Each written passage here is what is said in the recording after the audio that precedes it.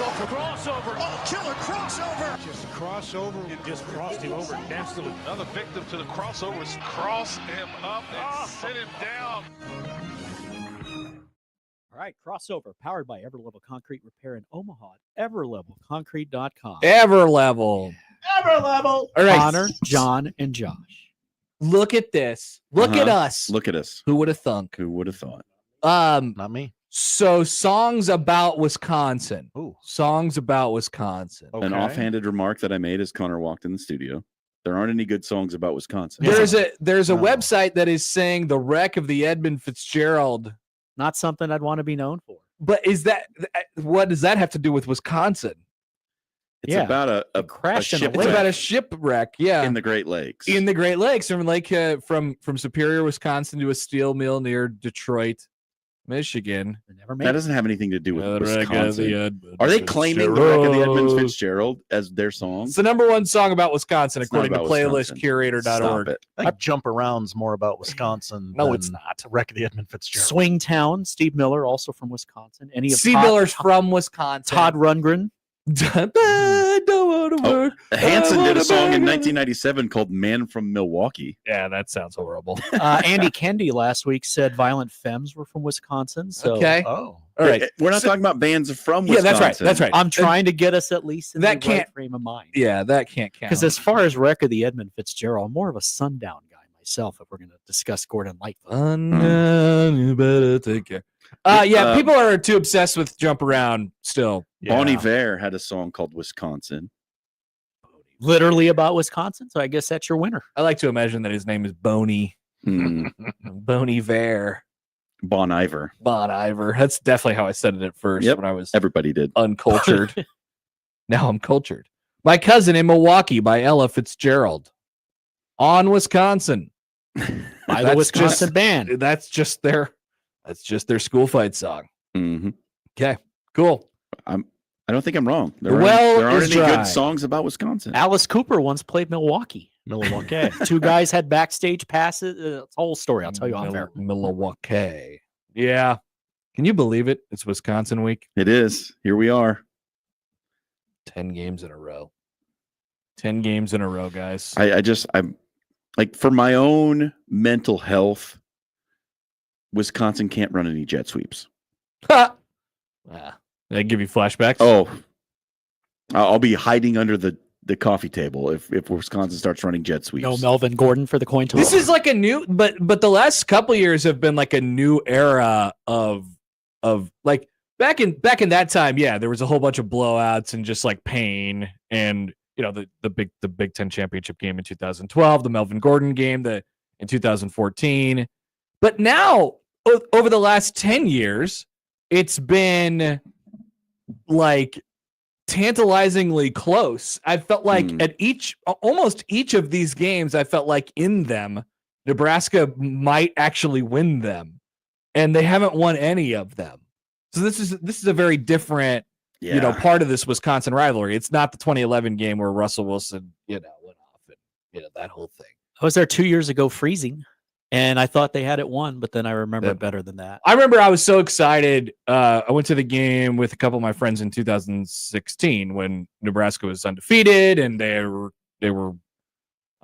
number 7 or something like that in the poll. Yep. And I was like, all right, we're climbing the hill.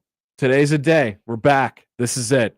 And then I really thought that when it went to overtime and Wisconsin missed the extra point on the drive, I'm like, sick. This is awesome. Nebraska is about to roll. Little did we know. They're about to roll into Columbus, Ohio, being like the number 3 team in the country. This is amazing. You're ready the we're back tweet. Yeah. Just have it in drafts. Yeah. Little did we know. They were not back. Still in the drafts. They were not back. Yeah, still in the drafts. By the way, speaking of that, coming up, let's see. Let me get the exact date for you all here. 6 days from today, next Wednesday. Next Wednesday. High school reunion day for many. Really? Not me. Yeah. Oh, yeah. That's day before that's right. Thanksgiving. Yeah, You go back to the your drunkest hometown, day yeah. of the year. Yeah, I stay home. I'll drive. The 6 days from now will be the 10-year anniversary of the last time Nebraska scored a point in overtime. Whoa. You guys gonna have to commemorate that. We'll be in Vegas. I'll be having a lot of fun. It's true. Wear a hat. It'll be Wear a great. hat. It'll be awesome. Will you go back to the same pool? Recreate the I pictures? don't know if I want to go into the pool. They were It's- advertising it. It's heated, Right. like it's all good and everything, but I just don't know. But it's a different part of your brain Yeah. that you have to adjust. Like it's 60 whatever degrees outside. It'll be nice. 60 degrees outside. You want to go in the pool? Not really. I mean, I'm with you. It's no. Not It's really. hot. But the pool is hot. And then I went back. So I went back to that place like a week after I was there, and we had a cabana or whatever, and it was hotter that weekend. And then you go into the pool, and the pool is like 98 degrees, and you're like, "This is not right. This is it There's no doesn't end in feel sight. right. If you're selling it as a pool, it better feel like a pool. You know, it better feel refreshing. It's Not the La Brea tar pits with the Yeah. volcano's going to erupt. exactly. I do not need it to be a giant hot tub. A bathtub. That bathtub, yeah, even weirder. It's just odd. in the hot tub. It's just odd. Yeah, but 10 years. 10 years. 10 My years. goodness. Hey, 2 of those overtime games where Nebraska didn't score. Wisconsin games. Yes. 16 and 23. Oh my God, it was overtime last year. It was. I didn't even. That's because you knew how it was going to end. Don't remember that. No. I didn't watch that game live. That's right. I We didn't were watch listening. Yeah. It was Creighton game. It was a Braylon Allen 3-yard touchdown run. So did Nebraska get the ball first, or did they get the ball second in overtime? Weren't they second? Let's see. So it would make sense if Wisconsin scored immediately right away, and then Nebraska. Wisconsin had it first. Okay. All right. And they scored. Tell me how many plays did Nebraska run? 5? Oh, 4? yeah. They get a first down? Because no, they haven't got a first down in overtime They in 10 ran years 4 either. plays. That's right. Here- All right. here's the play Oh, chart. I Here's the play remember. chart. All right, tell me. All right, John. No, they went backwards, didn't they? Yeah. Anthony Grant rushed to the right for 1-yard loss. Hell yeah. Anthony Grant injured on the play. Of course. 2nd and 11. Typical. Chubba Purdy passing complete for Malachi Coleman. Chubba. Ooh, Third and 11. False start on Nebraska. It's Typical so experience. perfect. It's so perfect.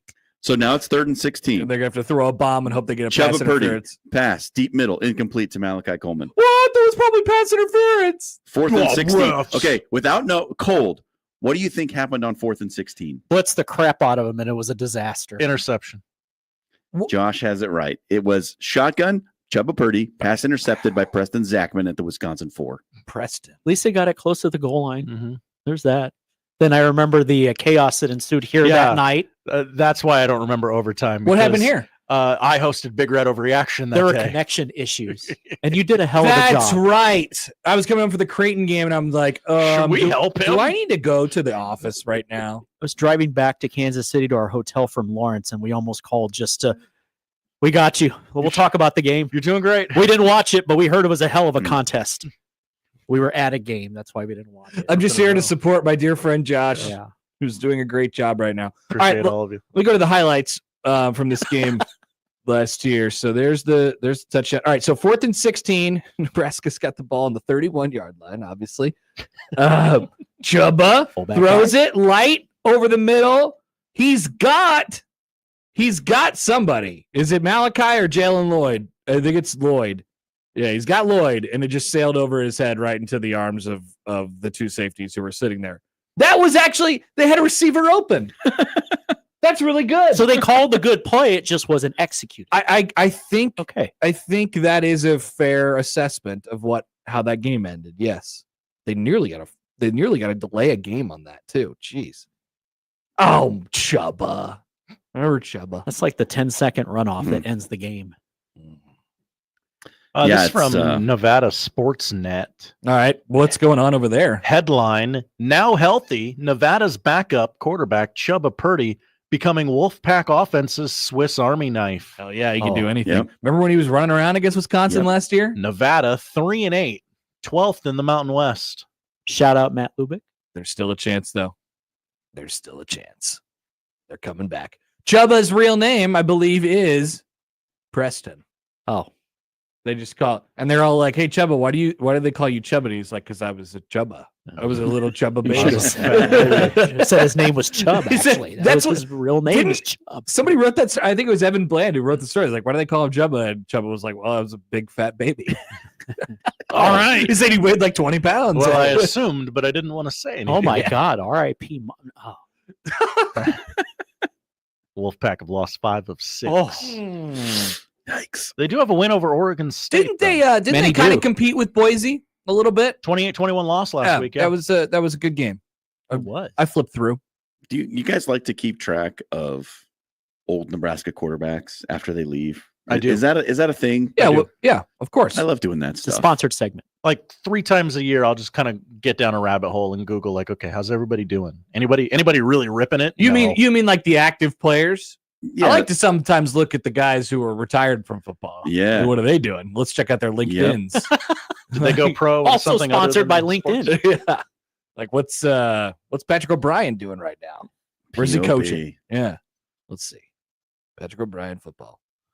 Boom. Last played at Washington in 2021. Greatest setting. See if he's got a They'll tell you. presence on social media or anything like that. No real hits on this. So we'll have to dive deeper. Like I wonder if he's on LinkedIn. the pastime was like, how's Logan Smothers doing? Low Smo. He was he's still playing, right? He's still at Jacksonville State? Yeah, he's still at Jack State. I don't Playing for Rich Rod, if I'm Yeah, I not don't. mistaken. Yeah, I don't know if he's starting though. I'm not 100% because I watched a game of theirs earlier this year and he wasn't playing. So or you're was saying he was, big, like, sometimes big playing. Gamecock overreaction down there's Mhm. just clamoring for They're Logan calling Smothers. for Logan. He Yeah. is 7 Them and us handshake meme. He is 7 of 13, 61 yards, no touchdowns, no picks, 2 sacks. Those are not starting quarterback numbers. He's played in No. 5 games. Yeah. Unless you play for the Cowboys, but that's a different conversation.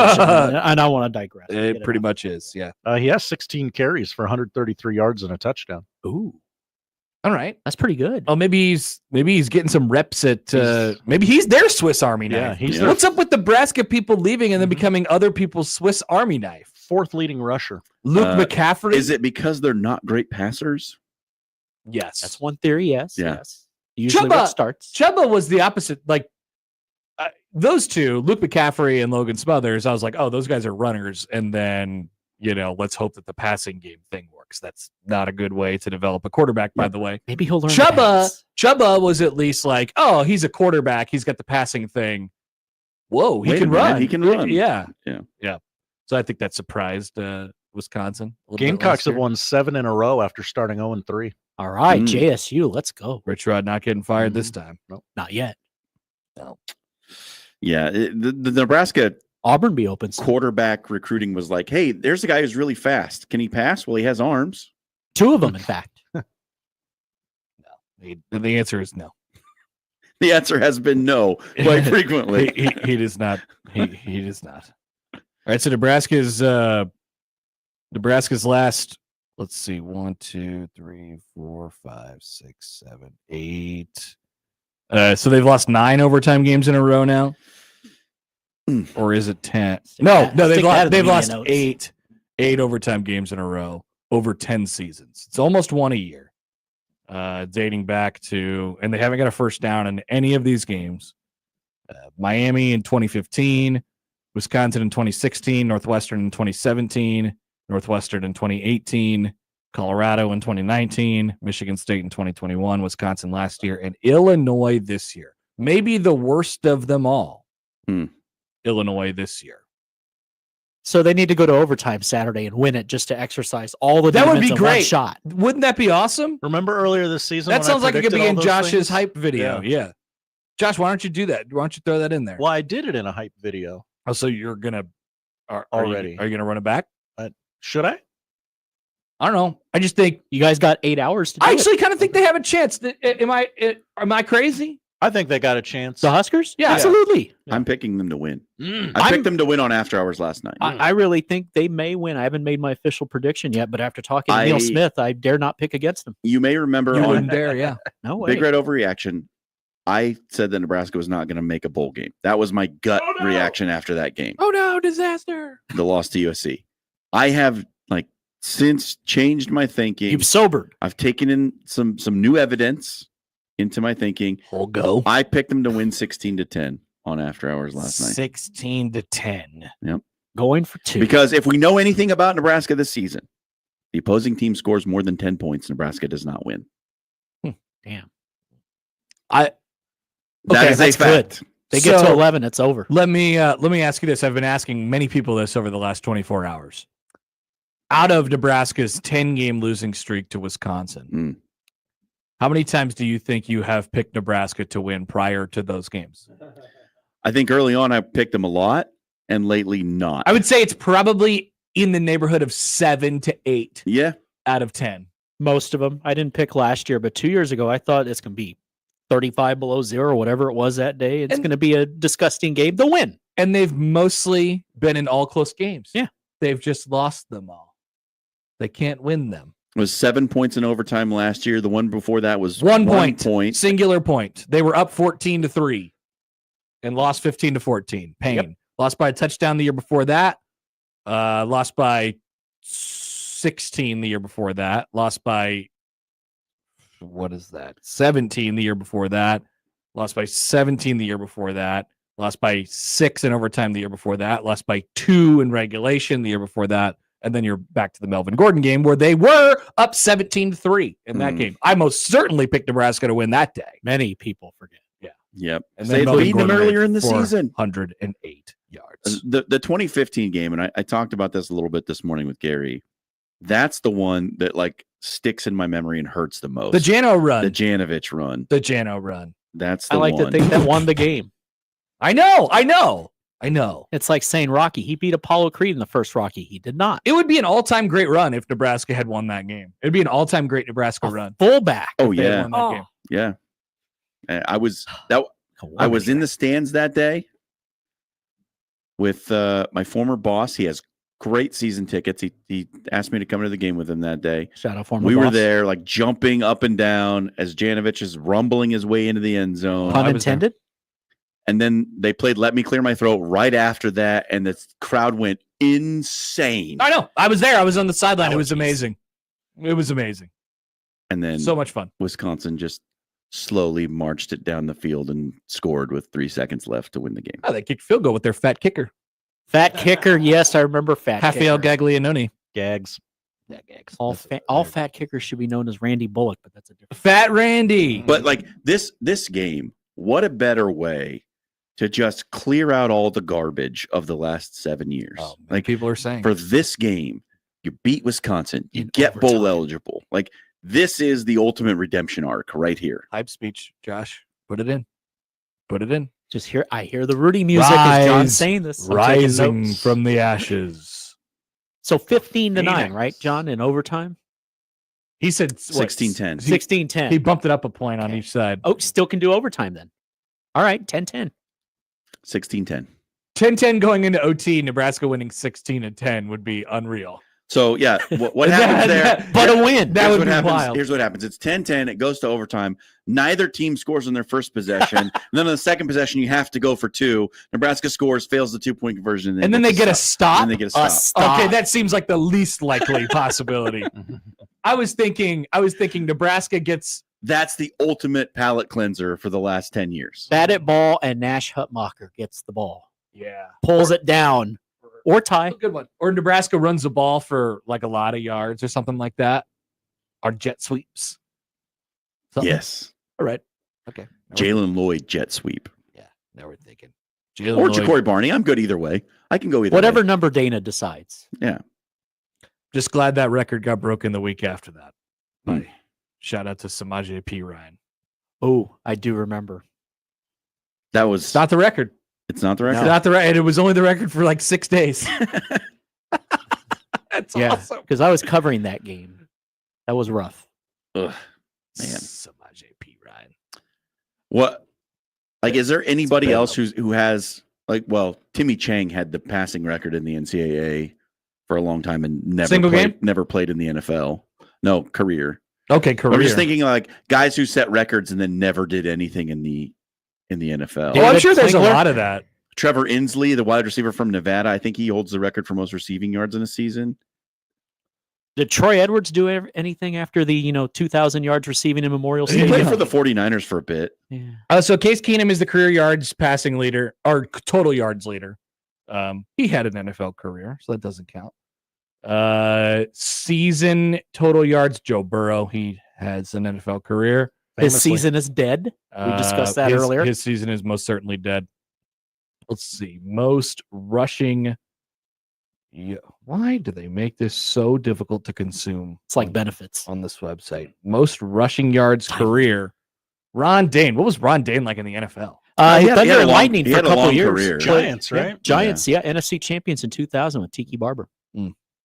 And obviously, and with the Broncos at the end too. Barry Sanders has the single season rushing yards. He did okay. Great on Twitter. Oh, yeah. Really? Barry Sanders has a single season rushing yards. Ron Dane has the career rushing yards. Yeah, single season receiving yards. Trevor Inslee, 99 Nevada. Look at that. 2060. I wonder what he's doing now. I bet he has a LinkedIn. Oh yeah. Like a bank. Something like that. Seems like something you would have a bank or insurance. Most rushing touchdowns in a season. Barry Sanders and Monty Ball. Monte, as he wanted to be called later in his career. But Barry did it in 11 and Monte did it in 14 games. And the rules were different for Barry. You could face mask and horse collar. Yeah, you could murder people. Trevor Inslee was drafted he was not drafted in the 2000 NFL draft. He signed with the Colts, but they assigned him to NFL Europe, where he played for the Barcelona Dragons. Ooh, shout out Dragons. I remember them. The Barcelona Dragons. He got a spot on the Colts regular season roster. The Scottish Claymores. What in the hell? I used to watch NFL Europe. Yep. Rhine Fire. Yeah. Yeah. NFL Europe? What are you guys even talking about? This was before your time. This was the UFL before the UFL. And then the World League of Professional Football a decade before, in which San Antonio had a team quarterbacked by Jason Garrett, coached by Mike Riley. The World League. I remember the World League. Okay, so I never knew that this existed. Yeah. The NFL Europe thing. Yep. These games can all be found on YouTube. Ryan Fire, Barcelona Dragons. Kurt Warner was an NFL Europe legend. John Kitna. Hamburg Sea Devils. What? Berlin Thunder. What? First season, 1991. It should have been the Luft Balloons, but died in 2007. Really? Mm-hmm. I would have been definitely aware of things. Yeah, but it was on the decline. It was like the Arena League. Its glory days were a long time ago. NFL Europa. Barcelona Dragons, Frankfurt Galaxy, London Monarchs, Montreal Machine. Yes, I remember the Montreal Machine. New York, New Jersey Knights, Ohio Glory, Orlando Thunder, Raleigh Durham Skyhawks, Sacramento Surge, Birmingham Fire, Sacramento Surge, San Antonio Riders. Wow. Yeah. That's not much of It was a thing. It's not much of an NFL Europe. Yeah, that was kind of weird. 75% of the teams are in America. You had the Freedom Division and the less Freedom Division. All right. Well, whatever floats your boat, I guess. Well, gentlemen. Yeah. Have a good show. Yeah. Have a great show. We blew your mind today with. We did. I had no idea that existed. He learned something. Yeah, I appreciate From it. songs about Wisconsin all the way to NFL Europe. Songs about Wisconsin to NFL Europe. That is the crossover powered by Everlevel Concrete Repair in Omaha at everlevelconcrete.com. It is Thursday. We'll start things off next.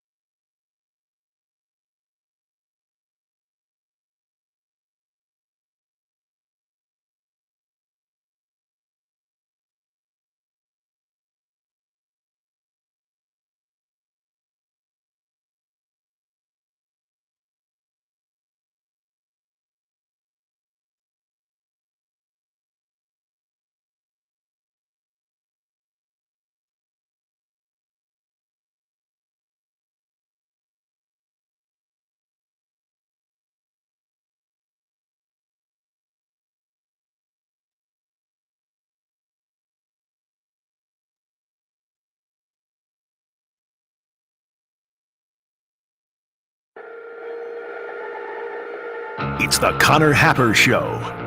Are we sure we want to do this? Could you, make an announcement that we're ready? It's the Connor Happer Show on 1620, The Zone. Hello, everybody. Welcome in. Happy Thursday. It's the Connor Happer Show here on 1620 The Zone and on 1620thezone.com. Connor Happer, Josh Hodson with you. It's Creighton, Nebraska week, even though it doesn't feel like it. We won't even, we got a whole Friday football show tomorrow. We're going to make picks and have the keys and all these things. Maybe we'll throw Creighton, Nebraska into the picks segment tomorrow. But I sort of feel bad. We won't be able to really dive in and preview the game. Both of the coaches talked yesterday. Fred Hoiberg said something about Huskers. He said it. We'll talk about if Huskers should be alive or dead. Anything to not talk about your basketball team, huh, Fred? Oh, man. Nice, Josh. What? Nice. Jacob Padilla is going to join us to help talk about that game coming up at 11 o'clock. Michael Bruntz in the noon hour. It is Thursday. And after we talk to Bruntz, Josh Hodson will grunt the slate. We're going to take a close look at all of the football to be watching this weekend. Hell, we might even throw in some college basketball or something like that. See what people think. I'll grunt anything. Elsewhere today, we'll give Josh his flowers for correctly picking the American League Cy Young Award winner. Nice job. That's right. Preseason, I picked this. You and you alone. That's right. Cashed it. You had no help. FanDuel very quickly put that money into my account. I know it was tough for them to let it go. The only regret, of course, is that you didn't bet more. Well, that's always the regret when you win, right? Yeah. Should have bet the mortgage on. But did you really miss that $15 the entire season, Josh? 15. There's Josh's betting slip right there. That's proof right there. So Plus 600 odds. You're censoring the bet ID. I don't know. I don't know. I don't know. Yeah. $15, Josh? Really? $15 on a season-long bet? That's a good chunk of change. But I'm not Jack Mitchell betting quarters on stuff. While you were going through the entire season, did you really miss the $15? And wouldn't you have been happier if you had received $200, $300, $400 for your great pick plus 600? Plus 600 bets don't hit all the time, Josh. That's true. That's an investment. So why not actually invest? I'm shaming you for this. Well, I mean, I guess you're right. I guess I am. You were damn sure this was going to happen. I told you. You did. I didn't even bet it myself. I just told you. I'm like, who the hell is this guy? I mean, I'm happy for him, but that guy's going to win the Cy Young this year. Who is this guy? Well, he pretty much carried the Tigers entirely on his back. Yeah. All the way. Not even to up the until playoffs. Game 5 of the American League Division Series against the Cleveland Guardians. And at that point, it kind of blew up on him a little bit. But that doesn't count for Cy Young conversation. No. So congratulations to Josh. Unanimous. Here is a smattering of Tariq Skubal related poll questions that we had from this year. April 30th, we asked, will Eminem show up to the Cy Young presentation if Tariq Skubal wins the award? And February 26th, we asked, are you always happy for Tariq Skubal? 81% of you said no. Why jerks. Why did Tariq Skubal come up on February 26th? That's the show where you said. Oh, that's the show where I said it? Uh-huh. He's going to win the Heisman. The Cy Young. And what? A Brave won the NL Cy Young. Great day for me yesterday. That's right. But you don't care about Chris Sale, do you?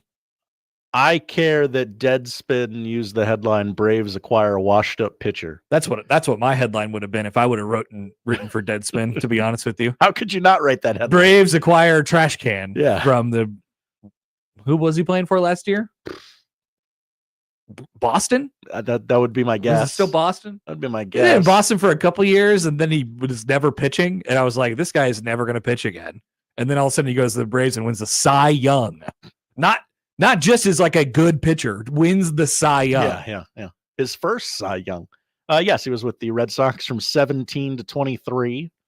Tonight, Triple Crown winner, Chris Sale. Tonight, Aaron Judge will win the MVP. Bobby Wood Jr. will get second.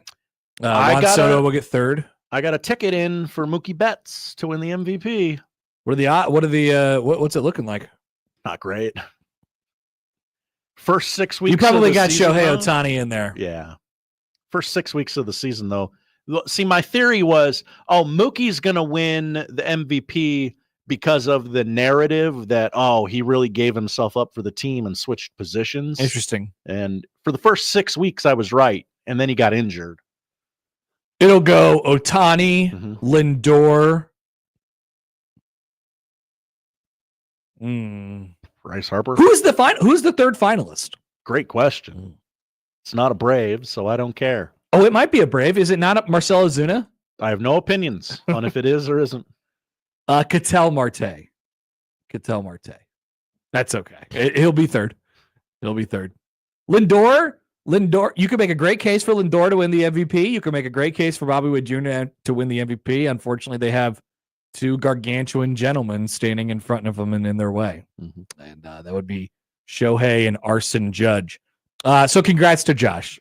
Congrats on your $100. Thank you. The dinner's on you next time. Drinks, whatever. If only there were people that I was friends with that were in town. Well, the problem is, so if you would have been going to Vegas with us, that $100 would have got you nothing. Absolutely nothing. So you should be so lucky to not go to Vegas. I also would have lost more than $100 everywhere else. Yeah. You just throw money at stuff. It's great. So we will talk a little bit about Creighton and Nebraska, since we probably won't have too much time to talk about it tomorrow. I think the matchups are really interesting. The chatter is interesting, and the timing is interesting this year. Did you know that Raleigh Worcester and Stephen Ashworth played basketball with each other on the same team in the year of our Lord 2021 at Utah State? Wow, they played with the Peach Baskets Yeah.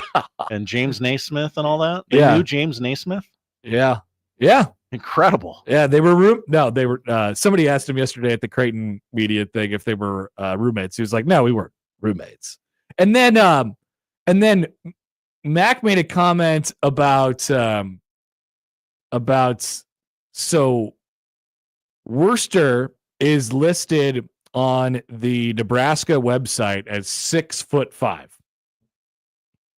Okay, All right. I got a hunch we're not believing this. He's not 6'5". And Mac was like, what's going on? How do they list him at 6'5"? He might be 6'2", like maybe. But there's a little friendly barbing at each other over the last couple of days, which is nice. So we'll talk about the game. Also, I don't understand what you guys don't get about J-Skers. We'll talk about that too. Big 12 title race heating up. Colorado can get pretty dang close to securing a Big 12 title bid this weekend. We'll find out on Wednesday when the conference is able to tabulate all the possibilities. Yeah. They won't release that news until much later. I don't have a ton of conviction yet, but I kind of think Nebraska might win at least one of their next two games. We'll ask you how you're feeling. At least, Josh. Malachi Coleman. We'll talk about that. The internet loves talking about Malachi Coleman. Malachi Coleman, in his Nebraska career, has how many catches? Oh, wow. What a question. Malachi Coleman, in his career, has 8 catches. Ooh, I would have said twice that. 8 catches, all of which were last year. We talk about Malachi Coleman a lot for a guy who's had 8 catches and had 8 catches last year. Will he be with that guy? Will he be with the team? It doesn't seem like it. Also, we'll check in. There was a tweet from our dear friend Brett at Pick 6 Previews. We are now. Here's, I guess, the question. The tweet he wrote last night. I want to talk about this. Nebraska's officially posted the worst decade of any blue blood in college football history. 68 losses from 2015 to 2024. USC had a bad decade. Alabama had a bad decade. most blue bloods have had bad decades, but never has a blue blood had this bad of a decade. Ouch. My question is it over? It's been a decade, Oh no. right? 2015 and 2024, the decade of turd. I don't care for that name. The decade of turd. It's just been a big turd the entire decade. Is it over? The 10 years are up. We've paid our dues. Next year, Nebraska's back to being a blue blood. We'll talk about that today in the show. Text from the 402. Hi, 402. Raleigh listed at 6'5" is a problem, but Ashworth listed at 6'1" is not. It probably is. Be consistent, Connor. It probably is. It probably is. He's probably not 6'1". I'm just trying to think of my interactions with him face to face. If he gets that child probably to sit on his shoulders, then he's probably 6'1". He's probably not 6'1". But if you're a 6'1" or 6'2" guy and you're listed at 6'5", like 6'5" takes you into a different tax bracket of basketball player. What's the difference of saying, "Hey, I'm 5'10" or "Hey, I'm 6'1"? That's a common miss. Uh-huh. That's a common thing that dudes will say to, "Hey, I'm 6'1". I'm 6'1". 6'2" to 6'5"? Like once you're above 6'4", you're, like I said, it's a different tax bracket. People, not me, people would start using the word freak just in everyday life. Almost, that yeah. Guy's kind of a freak. That's really tall. Really tall. Jeff says all teams list players as taller. This is dumb. Well, it is dumb. That's true. That's definitely true. Yeah, it's totally dumb. But I don't know. It got talked about yesterday, so here we are. All right, let's take a break. We're off and running on a Thursday. Would love to hear from you all on the show. 402-951-1620, the 42 Degrees of Source hotline. You can call or text that number on the... You okay? 42 Degrees of Source hotline. You can tweet at...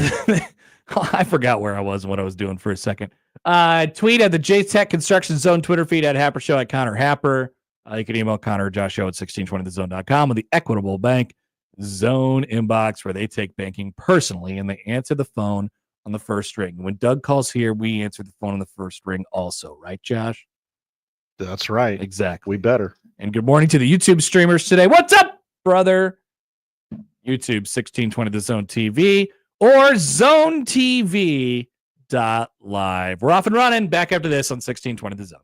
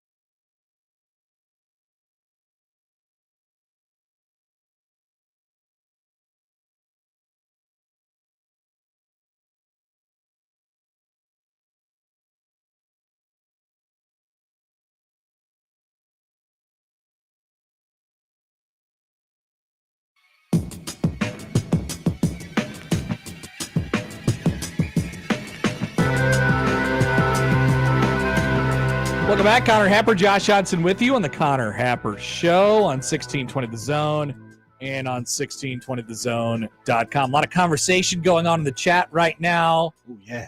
About sizes of basketball players. Height of basketball players. Is 5'11", 6'1"? Is 5'11", 6'1", is 6'1", 6'4", you know. Mm-hmm. What's 6'5"? What kind of, are you a freak if you're 6? There's a lot of that in there. So we'd love to keep that rolling in the chat. We're here for you guys as always. I got an email in the Equitable Bank inbox. You want to do that, or you want to do the phone call first? Let's do the phone call. Okay, phone eats first. I am excited to eat this email from Josh. Here's random Mike on the 42 Degrees Source Hotline. Hi, Mike. Hey, make me feel a little better about this Natalie Potts thing. I'm not sure. She's a good human. I'm not sure how I'll do that. They have some depth. If you're worried about the team, they have some depth maybe to cover some things up. But no, that was very sad the other night. Very sad. Right, no kidding. And she was on her way to being maybe the best offensive rebounder we've ever had. Yeah, she's a special player. Yeah, she's really good. And the same thing with Widener. You know, why is this stuff happening? I'm sure you got a good look at it, right? I mean, no contact at all. No. What the hell did she do to cause it? No, she was just backing up on defense. She was trying to stay in front of somebody and just stepped wrong. I mean, it's as simple as that. I mean, like Widener's first one, she went up for a layup and kind of got hit, and then she kind of ran into the base of the basket. So there was at least like contact there, and she got messed up that way. With Nat, it was just like a very routine thing. She was just backing up to play defense. Yeah, I think you're wrong about Widener because my recollection is she was running full speed to catch up with somebody, making a tremendous effort. And then there was a cameraman on a chair, sized guy that was in the way. Yeah, it was just total effort on defense. And if that dude had gotten out of the way, I don't think it would happen. But Widener didn't play the day, right? Her knee bothering her? Yeah, she got she had a little something in the South Dakota game, but I think the idea is she's going to be okay. Good, because you're totally right about the depth. I think it's one of the deeper teams we've had, and boy, these Creighton games coming up, men and women. But I think anything can happen. I think it's going to hurt the women that they played pretty lousy schedule. But hey, here's the good news. I mean, I couldn't be happier about the press conference of Dana the other day. Do you agree? Pretty great, pretty refreshing. Yes. And boy, is that just what we need? And who knows? It gives you hope. Yeah. Sorry. Yeah. I was taking a sip of my coffee. Yeah.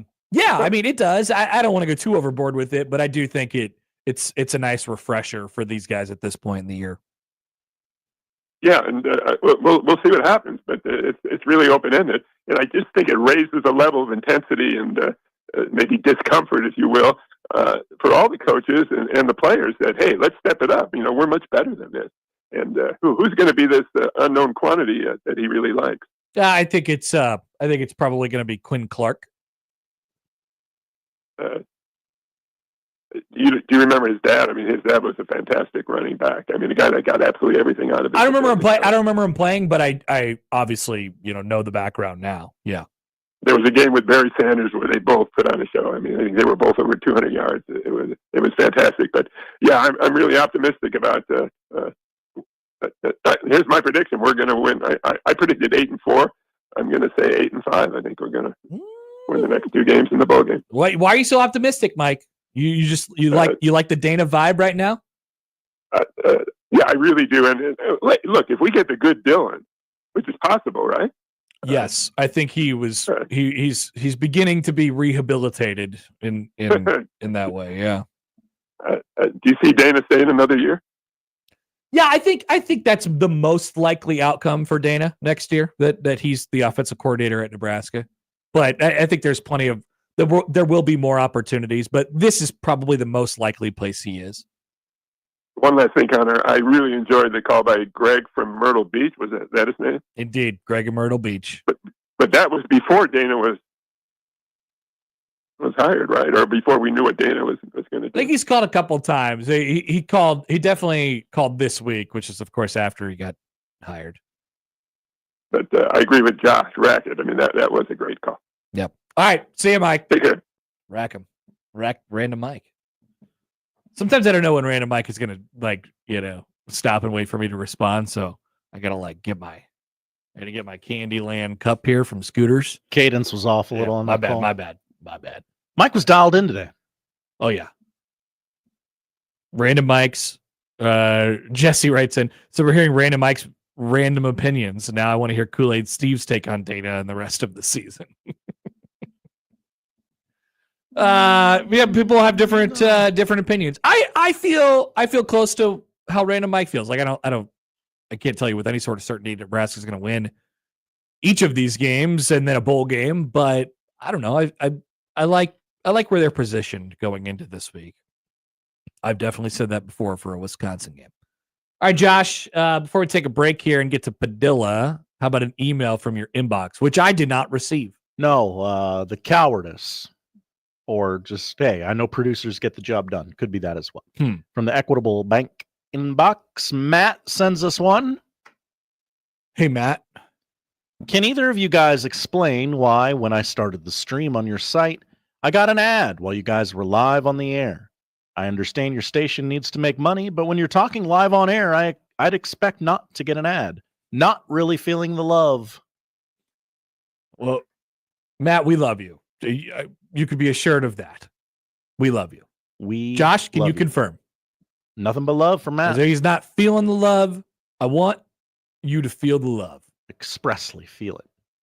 But I can't show my love if I don't give you an ad before you watch us on video. Also, I don't know why you would have the expectation that there wasn't going to be an ad. Every time I watch a YouTube video or anything on the internet now, there is an ad before it. You want to watch I don't know 3-second clip on ESPN? Here's a 30-second ad. Here's a 30-second. That's why you never go to ESPN to get anything. But yeah, I'm not sure where you would have gotten the expectation that you're not going to see an ad, but that's kind of just how it goes. It's kind of just how it goes. Wait till we turn this YouTube stream into a NASCAR and there's just logos everywhere with phone numbers for you to call. You haven't even seen the half of it yet. If you're a local business owner and would like to turn our live stream into a NASCAR, please contact the sales department. I will wear whichever hat you want me to. Yeah. I'll do it. I wear clothes every day. They could be your clothes from your store. I'll wear a shirt that says Le Voltaire on it. Unpretentious French restaurant. And that's what it'll say. It'll say Le Voltaire, unpretentious down home cooking. Exactly. All right. I wear a Cop's chicken wing on my head for a week straight. Absolutely. I would eat a Cop's chicken wing too. Eat after wearing it on my head for a week. All right. Jacob Padilla joins us on the other side. We'll talk Creighton and Nebraska. Tall basketball players, short basketball players. Old, young, fat, skinny. Fatherless, fathered. Anything in between with Jacob coming up next on 1620 The Zone.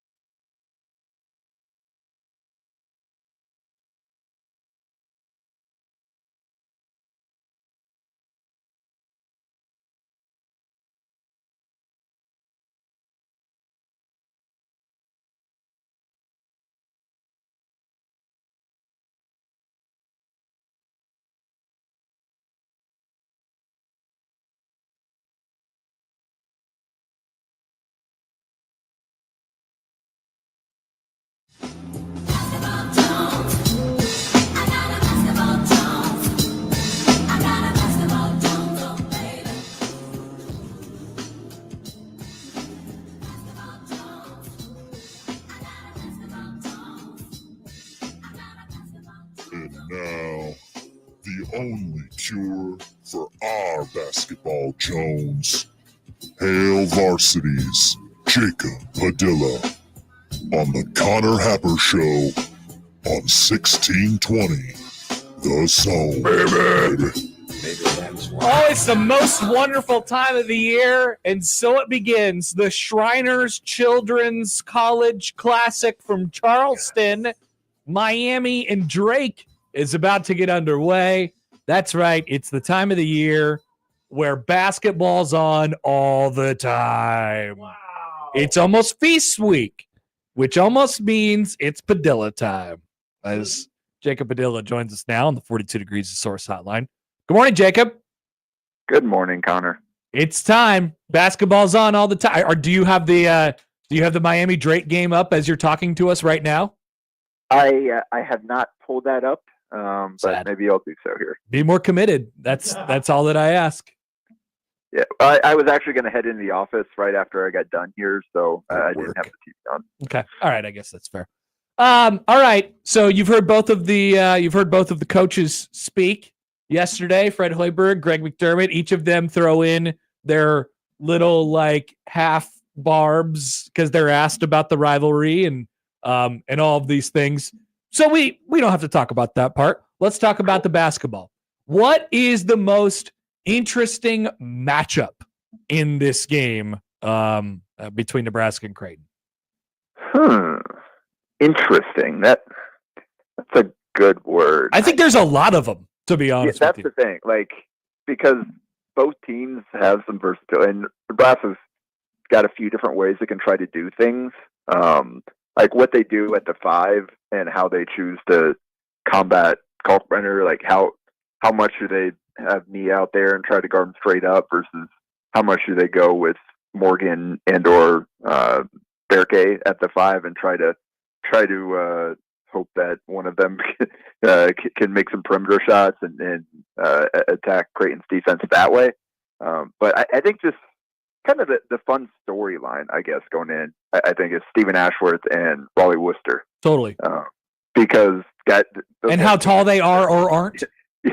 That's the thing. I mentioned that. I used the listed height for Raleigh, and Mac had some fun with that. But then if Raleigh's not 6'5", he's still quite a bit bigger than Steven. He is, regardless of how much they are listed. Ashworth is not 6'1", that's for sure. Yeah, exactly. Yep. And Raleigh's listed at 210 pounds, and Steven is much less than that. So yeah, there is a size mismatch there. But those guys came in together at Utah State, and here they are in their 5th year playing against each other here in Nebraska. And two guys with completely different styles, like playing styles, at the same position. So I think just that one's really intriguing to me. And with the way that Nebraska and Creighton both play, there is going to be some size mismatches out there. I would assume Creighton will want Jemiah Neal to take Bryce Williams to start the game, which means too.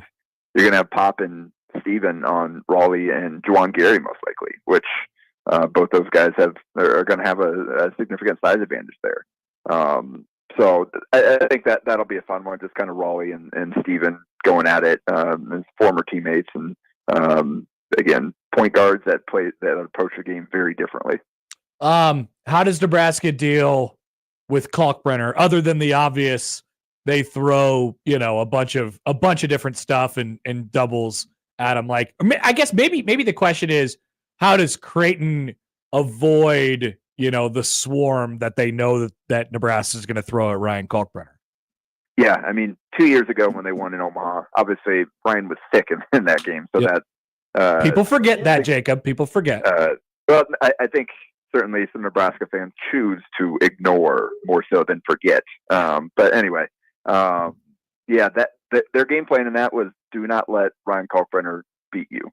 They were double teaming every post touch. They were tagging every single roll. They're sending weak side help when he was trying to get steals. And they essentially dared Creighton to beat them from 3.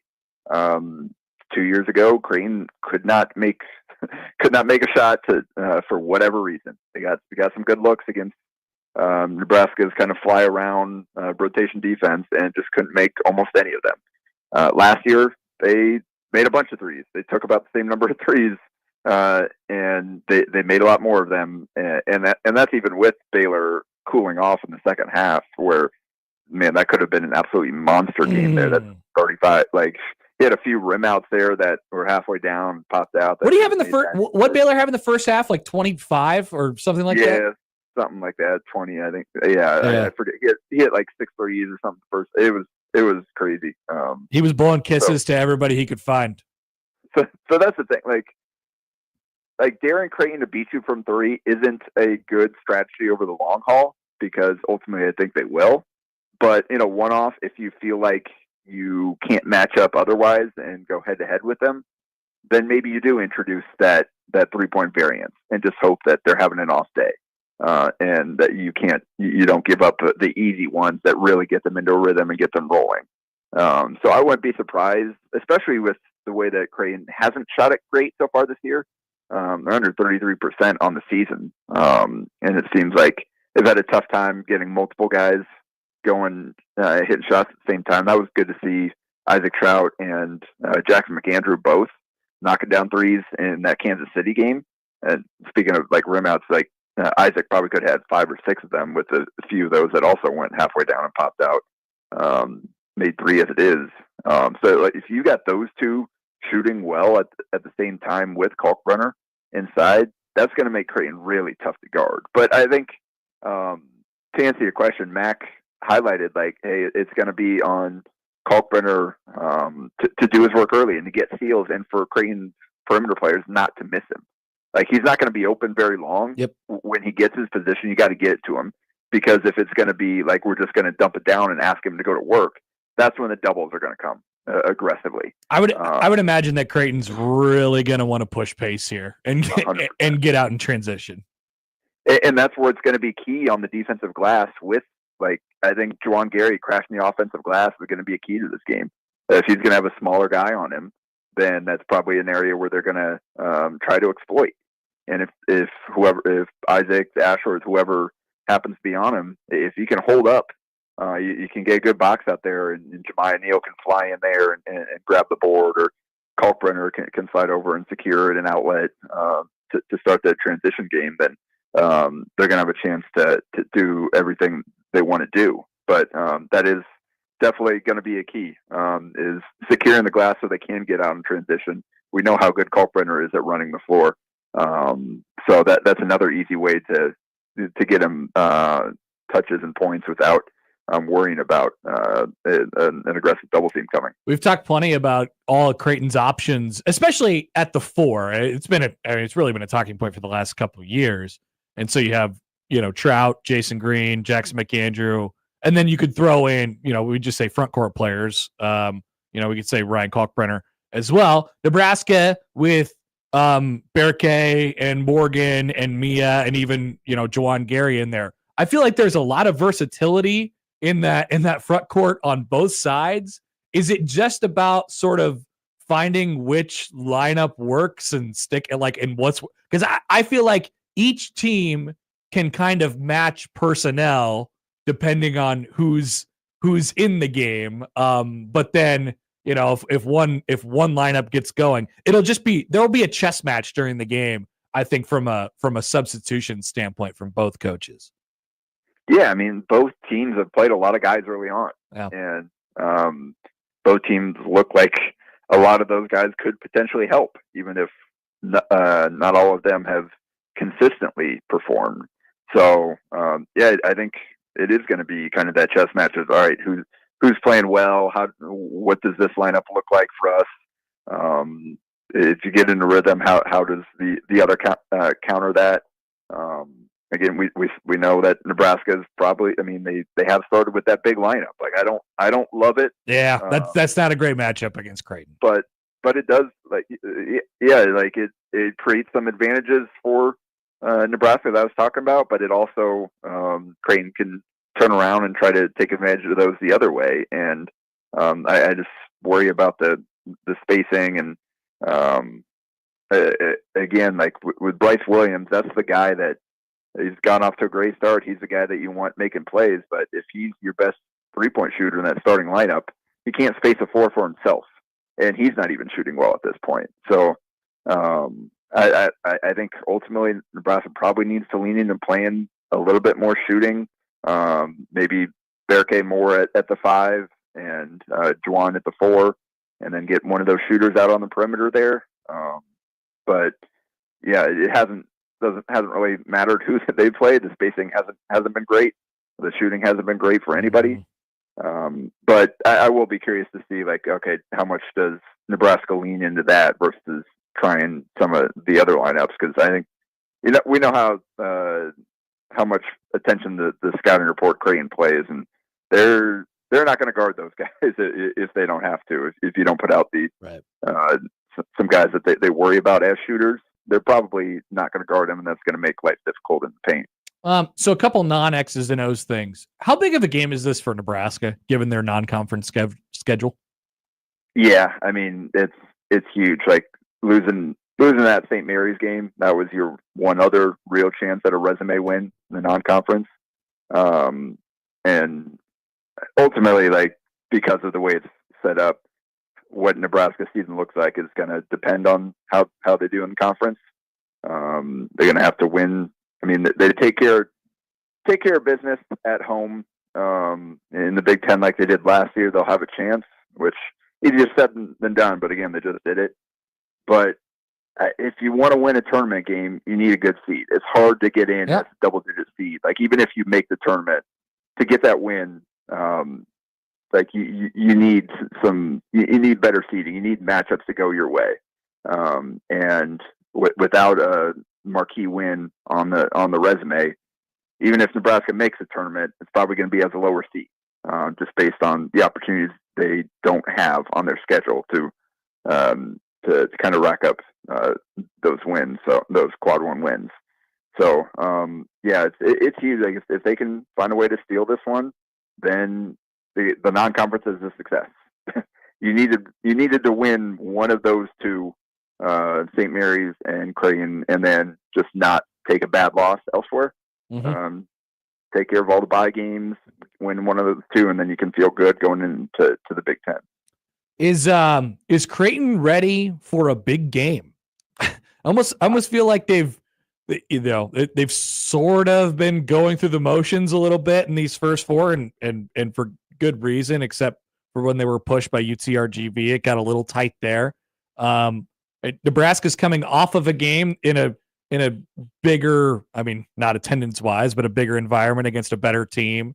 Creighton hasn't necessarily played that, and they'll get a full packed and energized house, even though it's a home crowd tomorrow night. Do you feel like Creighton is ready for that challenge?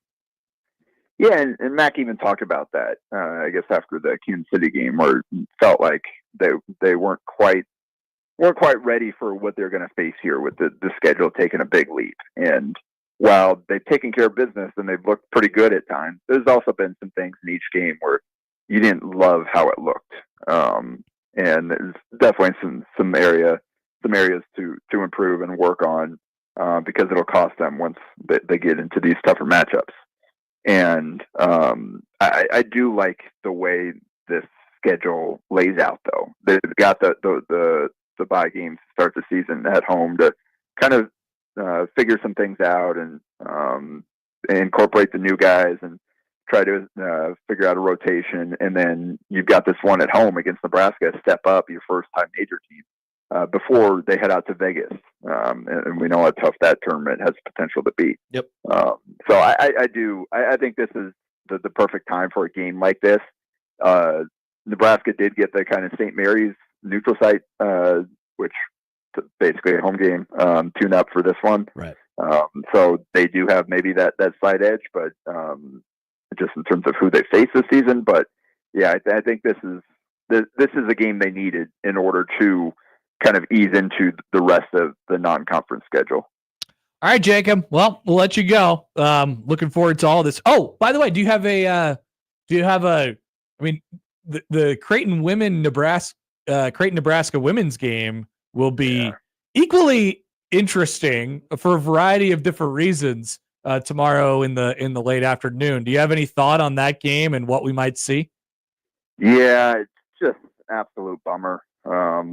Natalie Potts, the injury going down on Tuesday, and just a Tuesday by game. You kind of looking back on it now, wish that like all the other teams, they had taken the week off to get ready for this one, because I think the start of the season she's had, that would have been a lot of fun. I think that losing her really hurts in this matchup, because that front court, having both Markowski and Potts to punish Creighton's smaller team, and then defensively, I think Potts had the ability to probably go out, and she probably would have been the one guarding Morgan Molly and trying to make life tough for her with her ability to kind of move a little bit better than their other post players while not sacrificing offensively. I think Amy Williams has options to replace Potts, but none of them can come close to providing what she did, even as a group. So yeah, that's just an absolute bummer on this matchup. I think it would have been a lot of fun moving in, and now Nebraska's got to find a way to adjust and adapt. And Markowski has to be great. It's got to be her. She's got to find a way to take advantage, because Creighton's done a good job against her in the past. And they have. We know Creighton's had a lot of success in the series recently. Creighton's got off to a rough start, but they face a significantly tougher schedule than Nebraska has to this point. So they're gonna have to find some way to combat Lauren Jensen, who's been terrific this season. And I know she got into foul trouble in that Kansas State game, never got into a rhythm. So I'd expect a bounce back performance on Friday. And so it's going to be, I think Britt Prince is going to have to kind of grow into an even larger role. It seems like she's taking steps. Exactly. Every game, I feel like she's a little bit more confident. 100%. And there's going to be some growing pains. And you even saw in that game where she had a few rough possessions in a row against North Alabama. And Natalie Potts is the one that went to her and kind of put her arms around her and just gave her a little mini pep talk right there to telling her to keep her head up or whatever she said. But like that, losing that kind of thing, leadership on the court, that just kind of the personality, that everything that Natalie brought to the team, that's going to hurt. But it does mean that, all right, Britt, you're going to have to grow up a little bit faster, because they're going to need a little bit more firepower. And I think a lot of the other perimeter players, they kind of are what they are. They're good in their roles. But I think Britt's probably the one that has the potential to kind of maybe produce a little bit more than we've seen early on. Obviously, we saw it up in Sioux Falls with what she's capable of. And so those are going to be the storylines. Markowski's has to be the preseason all Big Ten performer that she's capable of being, and to do it consistently. And then they need some perimeter scoring to offset what they're losing with Potts next to Markowski. All right, Jacob. See you tomorrow night. Great stuff as always. All right. Looking forward to it. Jacob Padilla of Herd at Sports, covering everything, all of this. Meme alert. You know, Mufasa. I do know Mufasa. You know Mufasa. He ged up there on the rock, and Pride Rock. He's talking to Simba, his boy, and he's like, "One day this will all be yours." You know, except that's shadowy. And these are all the things that Jacob Padilla covers. I like it. Except for over there, and over there is like baseball or something. Yeah, exactly. All right, meme. Get the memes going. Gosh, I genuinely don't have a great grasp on what's going to happen in the women's game tomorrow. I don't, probably looking like, oh, we got to have this. We got to have this one. Yeah, both of them. Both of them want it really bad. Oh, sure. I would think. Yeah, Nebraska probably licking their wounds a little bit after the other night. But I feel like they've gotten a little bit more comfortable every game. That's normal for the first part of the season. I don't know. If I had to pick a winner, I'm not sure what I would do at this point. Maybe I would give this slight edge to Nebraska. Probably where I'm at. Yeah. Just and that's based more on how Creighton has kind of looked. Yeah, tough place Early. to play Mhm. for them too. I mean, it'll be an interesting one tomorrow afternoon. That's at 4. You can hear that game right here on 1620 The Zone, That's right. featuring Josh Peterson and Rob Sims on the call. And then we'll get you out to the big arena for the men's side, Creighton, Nebraska, at 7 o'clock from CHI. Little shoot around in between the two games, Yeah, little overtime after the Austin. whole night. Yeah. Man, that's a lot of Creighton, Nebraska talk, everybody. Oh, yeah. A lot of Creighton, Nebraska talk. Well, Okay. it's rivalry day. It is rivalry day, and you can hear it all here in 1620 The Zone. We'll take a timeout. We'll be back. Plenty to discuss, including the Colorado Buffaloes yet again making waves. Yes, they might go to the Big 12 championship game, but they also have something else up their sleeve. Find out what next on 1620 The Zone.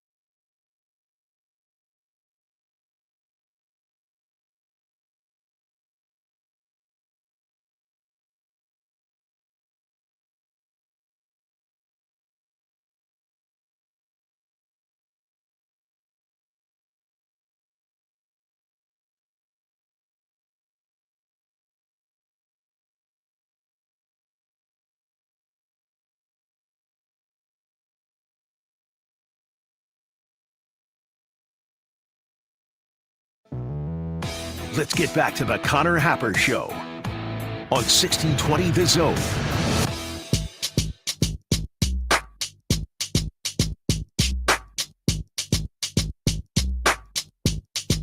All right, welcome back. More of the Connor Happer Show, 1620 The Zone, and on 1620thezone.com. Congratulations to our final winner of 4-quarter pick'em, John, who won $2,500, and to Brian, who won another $2,500 for winning the season. We're just throwing out $2,500 like it's nothing. No, these Brian days. won the He won the stuff. the stuff. Yeah, Sorry. He won there was like a Yeti cooler, there was a blanket, there was a couple of chairs, there Huge was a tailgate grill. package. Yeah. Yeah, Brian was happy, and Brian wanted us to talk about the Royals. What do you got? What And do you got on the Royals? Creighton volleyball. Royals hot stove. Go. Okay. Well, it's not really hot stove, although I am interested in their pursuit of potentially Alec Boehm or Jonathan India. An extra bat in the lineup. But I think it's great. I think what, the Royals topic of the day is really the fact that they got 2 out of the top 4 dudes in the Cy Young this year for a bag of potato chips. Smart management.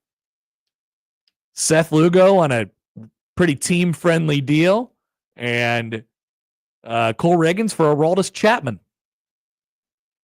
Great. Rental Aroldis Chapman. That's a deal I'd take over and over and over again. But congratulations to Tarek Skubal, of course. And, of course, they have the guy who will finish second place at the Most Valuable Player Award race tonight, Bobby Witt Jr. Bobby. All right. So congratulations to all of our winners of 4-quarter pick'em this year. We love you. We love you dearly. And thank you for playing. We don't need to talk about our internal standings. Not important. Colorado got some news today. Colorado. So the Shedeur Sanders era is winding down. Might wind down with a bang, though. Buffs might be headed to the Big 12 championship game. We'll talk about that here in just a second. So they're preparing for life without Shedeur Sanders, without Travis Hunter. It might be a couple of the top 5 or 10 picks in the draft coming up in April. So they'll have to worry about what is next. And what is next is 5-star quarterback Julian Lewis, who committed to the Buffs this morning live on the Pat McAfee show. What a sentence. And he was committed to USC as of about a week or a week and a half ago, and decommitted and told Pat McAfee today, I'd like to play football. I don't want to sit on the bench. And so that's what he'll do. He'll go to Colorado and be their starting quarterback next year. Congratulations to Juju. So this guy's really good. He was recruited by everybody in the country and, checks all the boxes. He's from the state of Georgia. Obviously, Georgia was after him, as they are on every other, quarterback. He was committed to USC. Number 2 Deion's got him in the country. What does this tell you about the Coach Prime era? That it's absolutely lasting more than the end of this season. Does it? I mean, does it tell you that? I mean, I guess. What if Jera comes out of nowhere?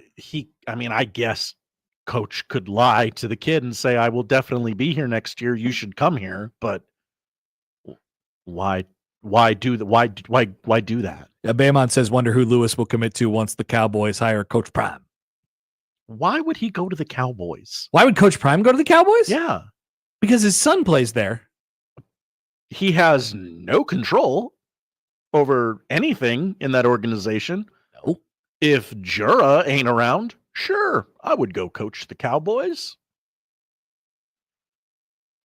Don't you think that Jera would pursue Deion Sanders? Oh, yes, that's absolutely. That's what I'm saying. Okay. Why would he go there? Uh-huh. I don't know. So you could be a coach in the NFL and coach your son. That's why. What position would his son be playing in this hypothetical? Not safety. There's a very large Dak Prescott contract. They get rid of that. Contracts are fake. Remember? Okay. Or maybe he'll be coaching his other son. That's not actually his son, Travis Hunter. That guy good. He'll be coming off of a Heisman campaign. I don't know. Something like that. It's chilling at his crib. It is chilling at his crib. Gus Johnson made it chill at his crib this past weekend, too. The Heisman? Yeah, Gus Johnson was like, give him the Heisman now. Immediately. I thought you meant like, hey, I'm Gus Johnson. This is my house. Here's the Heisman trophy. No. He said, give him the Heisman. He's going to end up being right about so much. Shout out to Deion, man. They're doing it. There are stories coming out now about this team that I find like genuinely heartwarming. Like what? Like they rallied around Miss Peggy for her 100th birthday. Oh yeah, the old lady. Like that's great. I don't remember. I'm sorry, I don't remember anything specifically, but I remember 2 or 3 different stories coming out over the weekend, and just like, oh, these are not. Hey, I'm Coach Prime, and I'm the best, and I'm going to turn this team around. They're like actual human interest stories. What happened about the teams? Like the way this team is covered is completely different. What happened? I don't know. That's my question. What happened? It is not just Nebraska beat them, so I don't care anymore. Because they are not. I mean, they're not talked about as much anymore. Mm-hmm. They're still, even though this has been bubbling for quite a few weeks, they are still like quietly going to end up in the Big 12 championship game. Mm-hmm. I think they're underrated. Yes. I think they're actually better than what people talk about them as. I don't know how that's possible. If you would have told me that at the beginning of last year, or hell, even at the beginning of this year, I would have said, you're an insane person. Please see a shrink or something like that. There's no way that that's going to happen. You're salesman Josh upstairs, and you're just, okay, you're saying insane things right Buff now. Josh, yeah, the Buffs are going to be really good. Whatever, Buff Josh. I have already received a text from Buff Josh in the last hour. I bet you have. At 10:55, he texted me, Juju calling Boulder home in 15 minutes. You may want to pause programming. Will you wear a white cowboy hat? I can't tell. At this point, I'm just indulging him. And I said, you know what? Hell yeah, go Buffs. Hashtag go Buffs. Can't be taking the Pat McAfee show live. They swear. No, we're not taking the Pat McAfee on ESPN. But here we are. We're talking about it. And I don't know. I think they're good. Like, I think they're pretty good. And they might be good after this year. I have no idea what's going on. I'm not saying I calls them how's I sees them, Josh. Bit of a, might I use the phrase, tough out in the playoff? Yeah. Depending on who they play. Yeah, it's depending on who they play. It's like the college basketball tournament. It's a little matchup dependent. Yeah, good guard play. Yeah. Got to have some of that. Jeff writes in. Hi, Jeff. This is mega hell. We should be them. Uh-huh.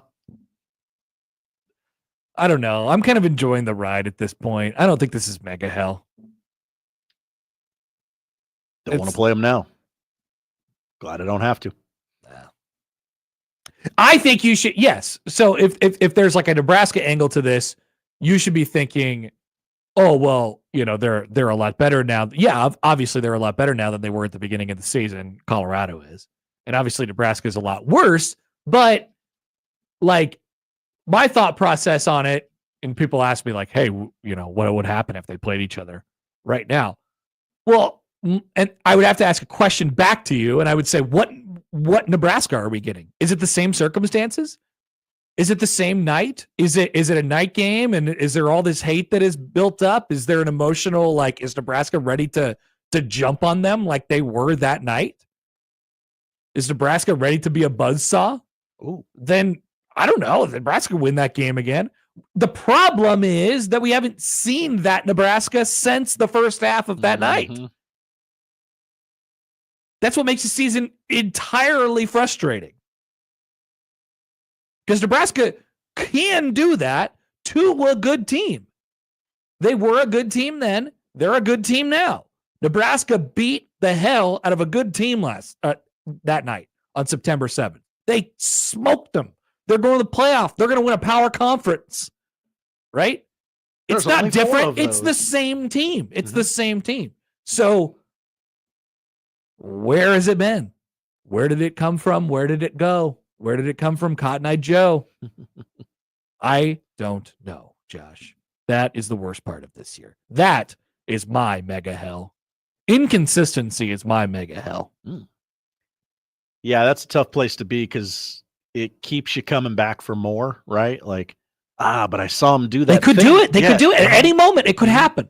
It's not like if they just outright suck, where it's like, those bums, please. Colorado can secure a Big 12 title berth with a win over Kansas this weekend, so long as BYU beats Arizona State and Iowa State loses to Utah. Oh, little combo. Okay. So, in other words, Colorado does control its own destiny. If they win out, they are in the Big 12 title. So does Arizona State. there are still ways for them to get in the Big 12 title game, even if they lose this weekend. Ooh. The Buffs.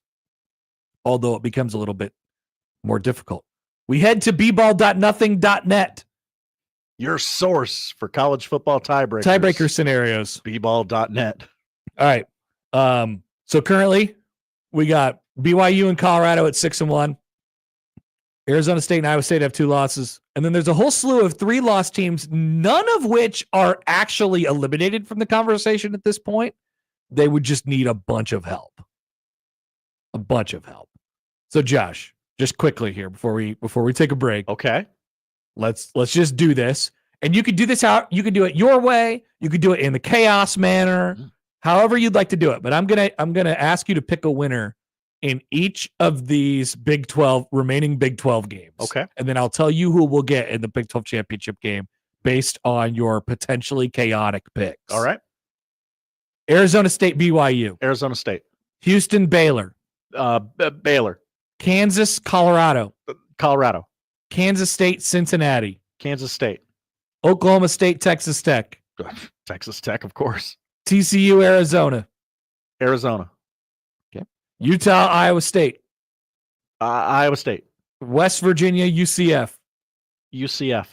Right. UCF, Utah. Let's mix it up and go Utah. Colorado, Oklahoma State. Well, Colorado. All right, so we know who we got there. Arizona, Arizona State. Let's go Arizona. Wild. Whoa, crazy. Just to mix it up. Baylor, Kansas. Kansas. BYU, Houston. BYU, just to make it difficult for the computer. Cincinnati, TCU. Cincinnati to up Nebraska's strength of schedule for next year. Great. Iowa State, Kansas State. Farmageddon. Ooh, Farmageddon on American soil for the last time. Kansas State. Texas Tech, West Virginia. Tech. All right, calculating, tabulating. If that's the case, we'd have 1 loss Colorado. We'd have 2 loss BYU in the Big 12 championship game. And then we'd have 3 loss K-State, 3 loss Texas Tech, 3 loss Arizona State, 3 loss Iowa State. Oklahoma, in your scenario, since you hate Oklahoma State, I think Oklahoma State hates Oklahoma State. Oklahoma State would finish last in the Big 12 at 0-9. You only don't have a conference win this year? Yes. You thought they were bad. You didn't know they were that bad. Oh, maybe you did know. Do you fire Mike Gundy? He's unfireable. No, you can't fire that guy. Don't even think about it. Don't even consider it. You gonna fire Mike Gundy? I'm out. I hate who you're gonna get, but who are they gonna get? Dana Holgorsen. No, that's our guy. Bring him home. That's my best friend, Dana Holgorsen. Chris writes in on the Equitable Bank inbox. Hi, Chris. Will the Colorado win end up being Nebraska's best win since Oklahoma 2001? 2001? No. Nebraska has beaten a playoff team since then. Michigan State. 2015. I'll let him continue. Crazy as it sounds, if they finish the season 10-2, win the Big 12, go 11-2, and then God forbid win a playoff game, and then maybe finish 12-3, that would have to be Nebraska's best win in 20 years. So you're not asking their best win. You're asking the best team they beat. That's an interesting conversation. Okay. You're asking which ultimately was the best team Nebraska's beat since Oklahoma 2001. The Nebraska comeback over Ohio State. How did that team finish? That team sucked. They were like 6-7. Oh. That was the year that they were Luke Fickell. Oh. Yeah, that was their interim year when everything had hit the fan with Terrell Pryor and all this stuff. Oh, before. yeah. Okay. So that wasn't that team wasn't good. So Nebraska's notably, Nebraska hasn't had a ranked win in a long time. Oh, has it been a minute? That's since 2016. So do I immediately just skip back to 2016 if I'm going to do this exercise? I think that might. It's not Oregon. It's not Oregon. I tell you, it's not Oregon 2016. No, it's not them because they won either. I think they won 5 games that year. Michigan State 2015. That team went to the playoff. got smoked by Alabama. Wisconsin. No, they haven't beaten Wisconsin in 10 years. People forget that. I'm just looking at all these wins that they've had. They've really beaten. And then during the Bo era, their whole thing is they'd beat a whole bunch of nobodies and lose to anybody with a pulse. At least in the Big Ten Bo era. Maybe Georgia in that Gator Bowl in 2014. Oh God, this hurts terribly high. Oh no, this hurts. Matt Rule has spoken at the podium. Oh no! Oh no! Oh no! No! Oh no! What do you mean? 2 things, 2 notes. All right, 3 notes. Wow, 3 notes. No Tommy Hill. That's expected. Sure. Matt Rule says the Huskers have battled an outbreak of flu this week. Oh, perfect! It's the Nebraska flu game. He also called it a good, hard week of practice. Well, that's not best week of practice. It's not, but it's close. Good, hard week of practice. Did he say anything about Malachi Coleman? Not that I've seen from the scribe. Interesting. Maybe we haven't asked that question yet. We'll see. He's expecting younger players to see time in the secondary this week. Liar. No, he's not. He's not expecting that. All right.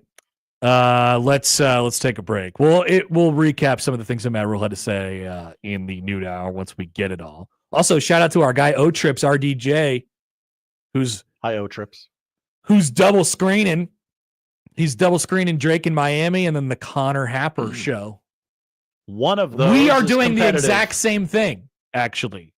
I'm not watching myself, but I am myself, and I am watching that game. Drake up 8. He just like me for real. That's make it O-Trips. 10 with an alley. Oh. Josh has the odd news when we return on 1620 The Zone.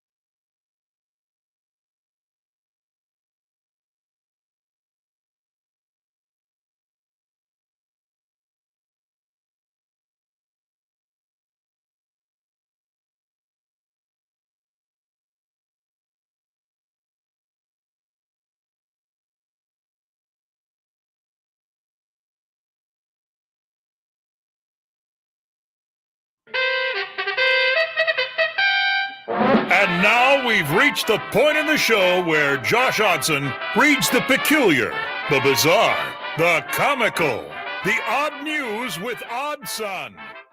Odd news, Odd Son. See what we did there? The odd news with Oddson. I'm trying to find the audio to just get to the right spot for it.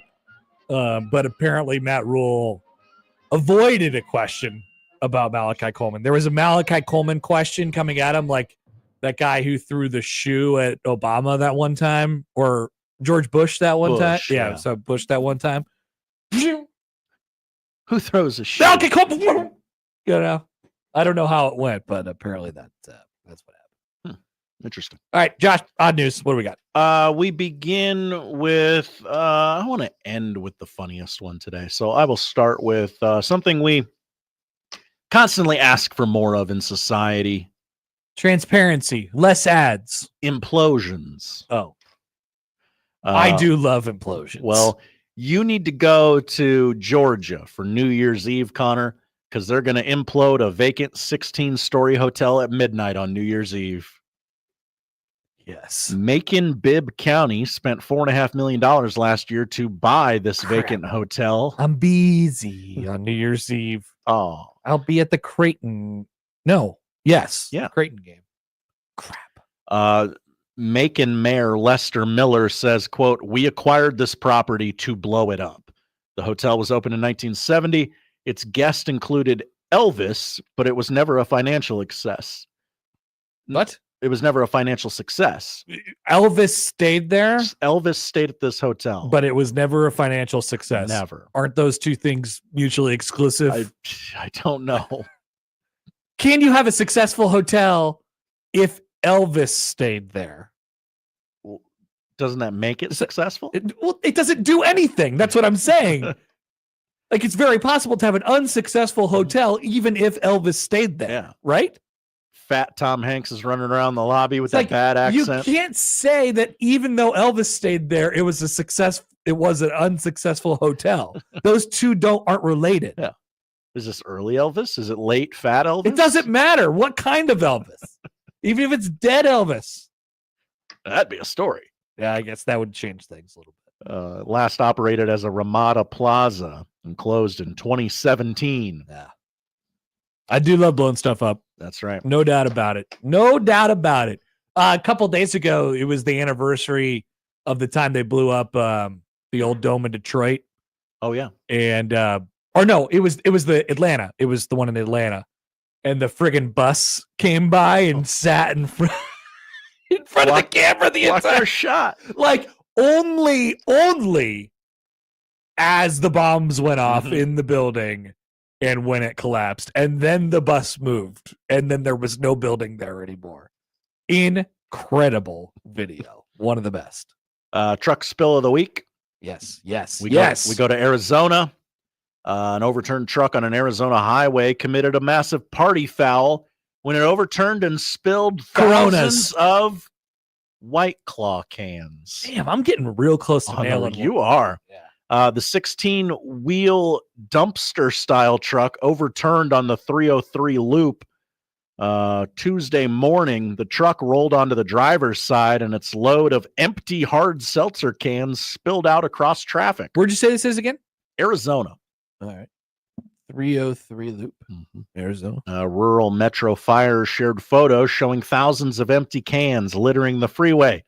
Officials said the truck is believed to have been hauling the empty cans to a recycling center when it overturned. No one was injured, and an investigation into what caused the truck to lose control is underway. Man, I've been on the 303, the loop around the 303, the loop around Phoenix. Yeah, the Phoenix Loop. Oh, one of them. I probably have too. I've been to Phoenix. Maricopa County. Talk about it all the time. Maricopa County not getting much run anymore now that the election's over. Interesting. Well, actually, have they counted their votes yet? Are they done? Yes, I believe. Has the election been certified yet? Last week. Okay. I'm glad they got there. Them in Nevada. That's right. Hurry up, guys. All right. Finally, we go to Maryland, where head coach Kevin Willard under fire a bit, which is kind of odd. His team's 4-1. They just beat Canisius 108-37. Canisius, baby. Canisius, sorry. Close loss to Marquette Friday night. No shame in that. No shame in that. So, I mean, people are like, yeah, but I mean, who have you beaten? You're 4-1. You beat up on a bunch of tomato cans. And this coach, Kevin, he said the following phrase. Sometimes Ken Palm's full of shit. What? Connor, your thoughts? Disagree, Kevin Willard. Sometimes Ken Palm's full of shit. Oh. Josh, I don't think you're very good at bleeping stuff. I want people to know what he said. Yeah, I think they know. They could get it by context clues. I just have when he says he's full of. Look, I just have to get the I out of there, okay? You almost missed. It's very close. It's fine. It's very close. That's the point. All right. Nate, I'm just too close. That's all. All right. He's wrong. Ken Palm is the all-knowing. No. Ken Palm is the only thing that matters, Josh. Ken Palm is my life. What about the Bart Torvik? No. In the afternoon. You know this about me. I'm not a Bart guy. No, I'm not either. I pay for my advanced analytics. I love your little Ken Palm thingy. I like how it's just the data, Give me and I know Bart's like that too, but it's nice and tidy. I could pull up the team page. I get the schedule. I get some individual stuff. It's all there for me. I know how to navigate it. I know how to feel it out. Everybody quotes the Ken Palm stat at the end of the year: top 25 offense, top 25 defense. Can't win the national championship. Great. Unless you have both. We can track that as we go on throughout the year. It's great. It gives you each of the individual offensive stat categories, defensive stat categories. That way you can have a really good picture of a profile of a team before Creighton or Nebraska plays them, or what Creighton and Nebraska are, when they play each other. It's fantastic. We love Ken Palm. And I know that many other websites do it, but Ken Palm was first. Actually, I'm not even sure about that. But I just prefer Ken Palm. I don't know. Sue me. Ken Palm is everything. Morikawa? Isn't there Morikawa? Isn't Are you talking golf? No, yeah, I guess I am, yeah. What's the third? There's another guy. Come on. I don't know. Josh, you've been almost been a little questionable the last couple of days. Been bad on some facts. Yeah. That's Evan Mayakawa. I like that guy too. Yeah. I like that. I like my stat. I like all my stat nerds. I appreciate them all, but I only, take a little here, take a little there, take a little there. I type it on my browser. It's a time of year where I type in K and I just press enter, and I'm right on Ken Palm, and it's got all the teams right there, all the conferences. It says Creighton's number 20 right now. I click on their page. I can go back all the years. It's just easy for me to navigate. Sorry. Maryland out on Ken Palm. They play Villanova on Sunday, which makes sense. That'll be interesting. Villanova actually won a game against a bad team. Finally. Congratulations to them. All right, Josh, thanks. Thank you, Connor. That is the odd news. Coming back, it's the noon hour. We will we'll recap some of the things that Matt Rule had to say. We'll see if we can find some audio for you as well. And then we will talk about the turd decade, the decade of turd. Oh, no. Yeah. It's been a long 10 years, Josh. Almost 10 full seasons, though. When will our pain and suffering end? Surely we're due. We'll discuss it next on 1620 The Zone.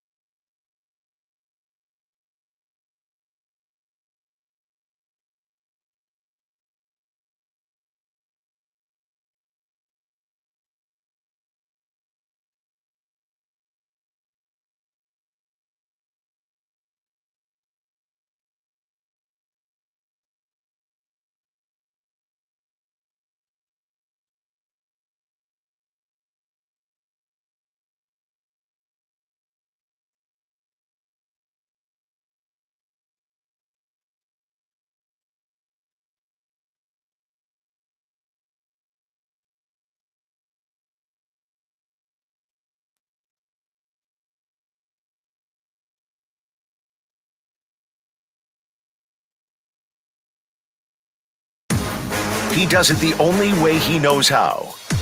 With his massive sports brain sprinkled with a smidgen of rabble-rousing. Let's get back to the Connor Happer Show on 1620 The Zone. All right, welcome back. It's Thursday here on the Connor Happer Show on 1620 The Zone and on 1620thezone.com. Connor Happer, Josh Odson with you.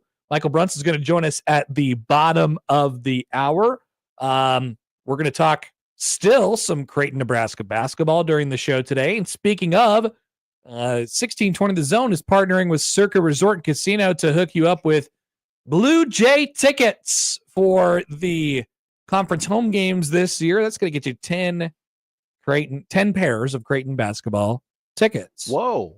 To all their conference home games this year. That would include a game against the University of Connecticut. It's going to be hard to get into that game. The champs. Right? The two-time champs. You can sign up to win now at 1620thezone.com. Once again, that's courtesy of us and our friends at Circa Resort and Casino, where we will be proudly broadcasting next week, Monday, Tuesday, and Wednesday before Thanksgiving. Yeah, or some of us will. Yeah. Okay, Josh, sorry. A couple notes from Matt Rule. Tommy Hill. You may have seen the last of Tommy Hill in a Husker uniform. In fact, I'd say you'd almost certainly seen the last of Tommy Hill in a Husker uniform. Because even if Nebraska does get to a bowl game, it's more than likely he wouldn't play in it as a draft eligible guy, right? I'm not sure. You don't think Tommy Hill wants to play in the Detroit Poop Bowl? I don't know that anybody wants to play in the Detroit Poop Bowl. But I don't know. I don't know for sure. But Matt Rule has come out and said today, we're just going to shut him down. We're just going to shut him down for the rest of the year. He's just going out there and hurting himself right now.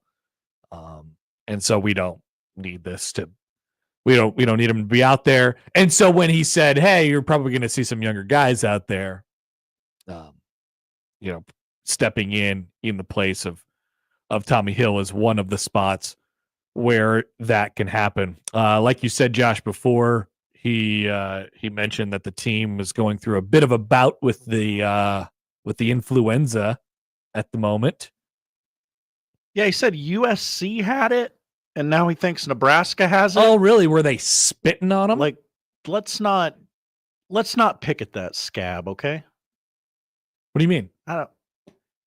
You're wait. It gives me like war flashbacks, like PTSD to a much more complicated time in American history. Oh. Year of our Lord 2020. Transmission of diseases, transmission of sicknesses and illnesses. Well, it's a contact sport. Bodies are rubbing up against this. Happens all the time, Josh. You and I close to each other. You get sick, I get sick. Your kids get sick, you get sick, I get sick. Mm-hmm. I get sick, you get sick, your kid gets sick. That's how it goes sometimes. Never-ending cycle, much like Nebraska's win-loss record. So this Creighton Nebraska game's coming up a little early this year, so that means I'm not sick during this week. That's right. That's pretty. It's a pretty big win for me. You'll be sick in Vegas. Good job. I'm gonna play you a clip from Matt Rule's press conference today. He was asked directly by our dear friend of the show, Brian Christopherson, BC, on the show tomorrow. About the status of one Malachi Coleman, who has been the center of many a rumor over the last 24 to 48 hours. People love rumors. We love talking about things. Here is the question and answer from Matt Rule. An unfortunate break for us this year. A lot of people wonder about Malachi. Is he available right now? Or I don't know that it's appropriate on a Thursday game week to be talking about redshirting players. I don't think that's fair to our senior. There you go. Did you get ad? Are you feeling the love? I don't feel the love, FanDuel. We didn't have enough time to actually cut that out and get it, so we were just ripping it. We were just playing it. Shout out to Husker Online. We were just playing it off of your YouTube there. But you got that was the end of the answer. Okay.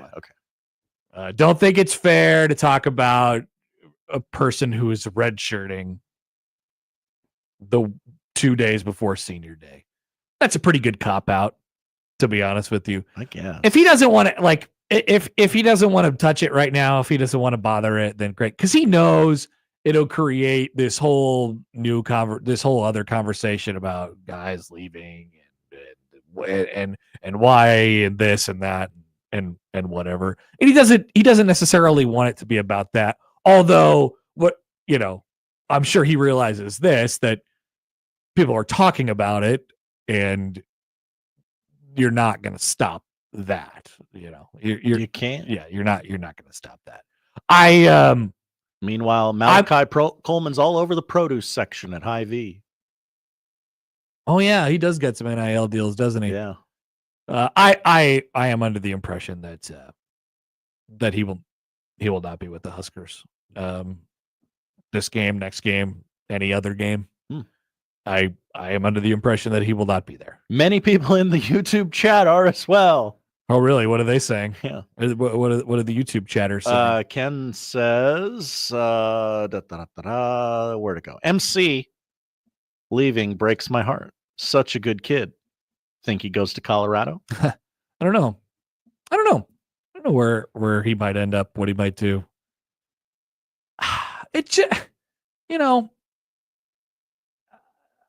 It probably wasn't an easy situation for him this year he was going through an injury at the beginning of the year, and Nebraska went out and got Banks and Nair, and they've had problems with their offense this year, and it probably hasn't been like the best situation just on offense in general. But I think at times Malachi's made some pretty conscious choices about the way he wants to approach things, and I don't know. He's a good kid. Been around him a little bit, like watched him play a lot in high school, but sometimes he just kind of doesn't give it everything. And I don't know. Like, so if there was a concern about playing time and why he wasn't in, I mean, I do think he was probably given the opportunity at points this year to make moves and to announce to everybody that, hey, like, I can play and I should be playing over these guys, and maybe that opportunity wasn't taken. These situations always get so messy because, once again, he didn't play this year. He caught 8 balls in his career, but he's a highly recruited player. And he's obviously, he's from Nebraska. He's from the Lincoln. I've heard this. So that throws another dynamic into it that's never really healthy, because people immediately feel a certain way about him. And he is a good guy. So, but I don't know, like, we get what we get, and we do know him a little bit more because he played at Lincoln East. And he was a high profile player there, and he had a high profile recruitment. The produce section. But usually in cases like this, where a guy is played sparingly and then he transfers out, it is, oh, well, dang it. What happened there? Maybe you'd be a little bit curious. And this one for, this type of situation, this unique situation ends up becoming something entirely different, which I don't think it needs to be. Connor. What? Clearly the coaching staff was out to get Malachi Coleman. They hated him. He never had a chance to get on the field on Saturdays. He was never given that opportunity. He probably just sat on the bench during practice each and every day. Never had an opportunity to work, to get onto the field and elevate his way up the roster. I know you're being sarcastic. It's clearly rules incompetency. You got to give him a look. He's really tall. I don't know. I think if he would have been taller, I don't think that's possible. I think if he would have throughout his football playing career, maybe he'll find that spark wherever he ends up next. I think, maybe he'll look back in a couple of years and say, man, if I really would have done everything, did I really do everything I could have done there? I mean, and that's just like a kid's, that's a thing that happens with young people. right? Like I have those moments in my life now. I look back and I'm like, damn, did I really give everything there? Did I really get everything out of myself there during that time at school, in sports, in workouts, like whatever? Did I do that? But unfortunately you can't get those moments back, right? And so I don't know, maybe you'll have that realization at some point, but it doesn't seem like he's going to be here anymore. He's going to have that realization. He's going to have that come to Jesus meeting with himself. He's going to succeed wherever he goes next, and people will just immediately go, oh, yep, Rule never gave him a chance. Burp, he's an idiot. Burp. Put the cigarette out of my nipples. Burp. Rick is guaranteeing that Malachi Coleman succeeds wherever he goes. GBR. Yeah, like I said, I mean, maybe if he ends up at wherever next year, he'll find that spark. I don't know. I never felt like he had that here. I never felt like he had it in his senior year at Lincoln East. I felt like he had it as a young player at Lincoln East. Interesting. Does Matt Rule coach Lincoln East? He does not. He does not. Oh, that's very interesting. He does not. Interesting. He does not. I felt like he had it as a young player because I mean he was really quite the pass rusher early in his career. They would just line him up and he would run around people. He was pretty tenacious on the edge. And I'm like, whoa, this guy is explosive. He seems like he has kind of an edge to him. Tenacious D. And then he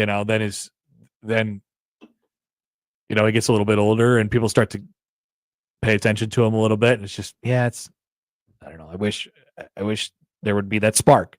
And it's just, it's just not there. It's called Sean Alexander theory, where you perform well enough to get noticed and then don't do anything. He's a talented dude, talented football player. Mm-hmm. I hope he figures that out and uses it, wherever he ends up. All right. Oh yeah, decade of turds. You ready for this, Josh? There's a sentence. Our dear friends from Pick Six Previews. We love Brett over at Pick Six Previews. He's big on blue bloods. Yeah, he always does the annual off-season blue blood poll. Yeah, and of course, whenever he asks people if Nebraska's a blue blood, it comes back about 92% yes, and then all the comments are, how did this poll come out at 92% yes? What happened? And the answer is Nebraska fans all voted on it and said yes. But I agree with him in his, the theory is you win national championships, you dominated entire decades at a time. You had a 3-decade run where you were at the peak of the sport. It doesn't, 5 years of bad football, 10 years of bad football don't wipe that out. You have 5 national championships in your trophy case. Those aren't going anywhere. They can't take those away from you. And we're talking about the modern era of college football. Nebraska's a blue blood. They're one of the winningest programs of all time. They are in, according to Brett, in a category of teams with histories like Alabama, Michigan, Nebraska, Notre Dame, Ohio State, Oklahoma, Texas, and USC. According to Brett, those are the blue bloods of the sport, the consensus blue bloods of the sport. He's got a strong criteria list, and every time he tweets out the list of blue bloods, the first comment is always, why isn't Oregon on this list? Because they've never won a national championship ever. That's right. There's your answer. You're going to have to do that. Pretty simple. You're going to have probably a couple of them. It's probably actually the most important. I always say I like the programs who have multiple national championships under multiple coaches. That way you have proven to me that it's not just one coach and it's not just one time frame where you were taking advantage of some wacko rule or some edge that you had, whatever it might have been. It's the program, right? It's representative of the program, things that are inherent to the program.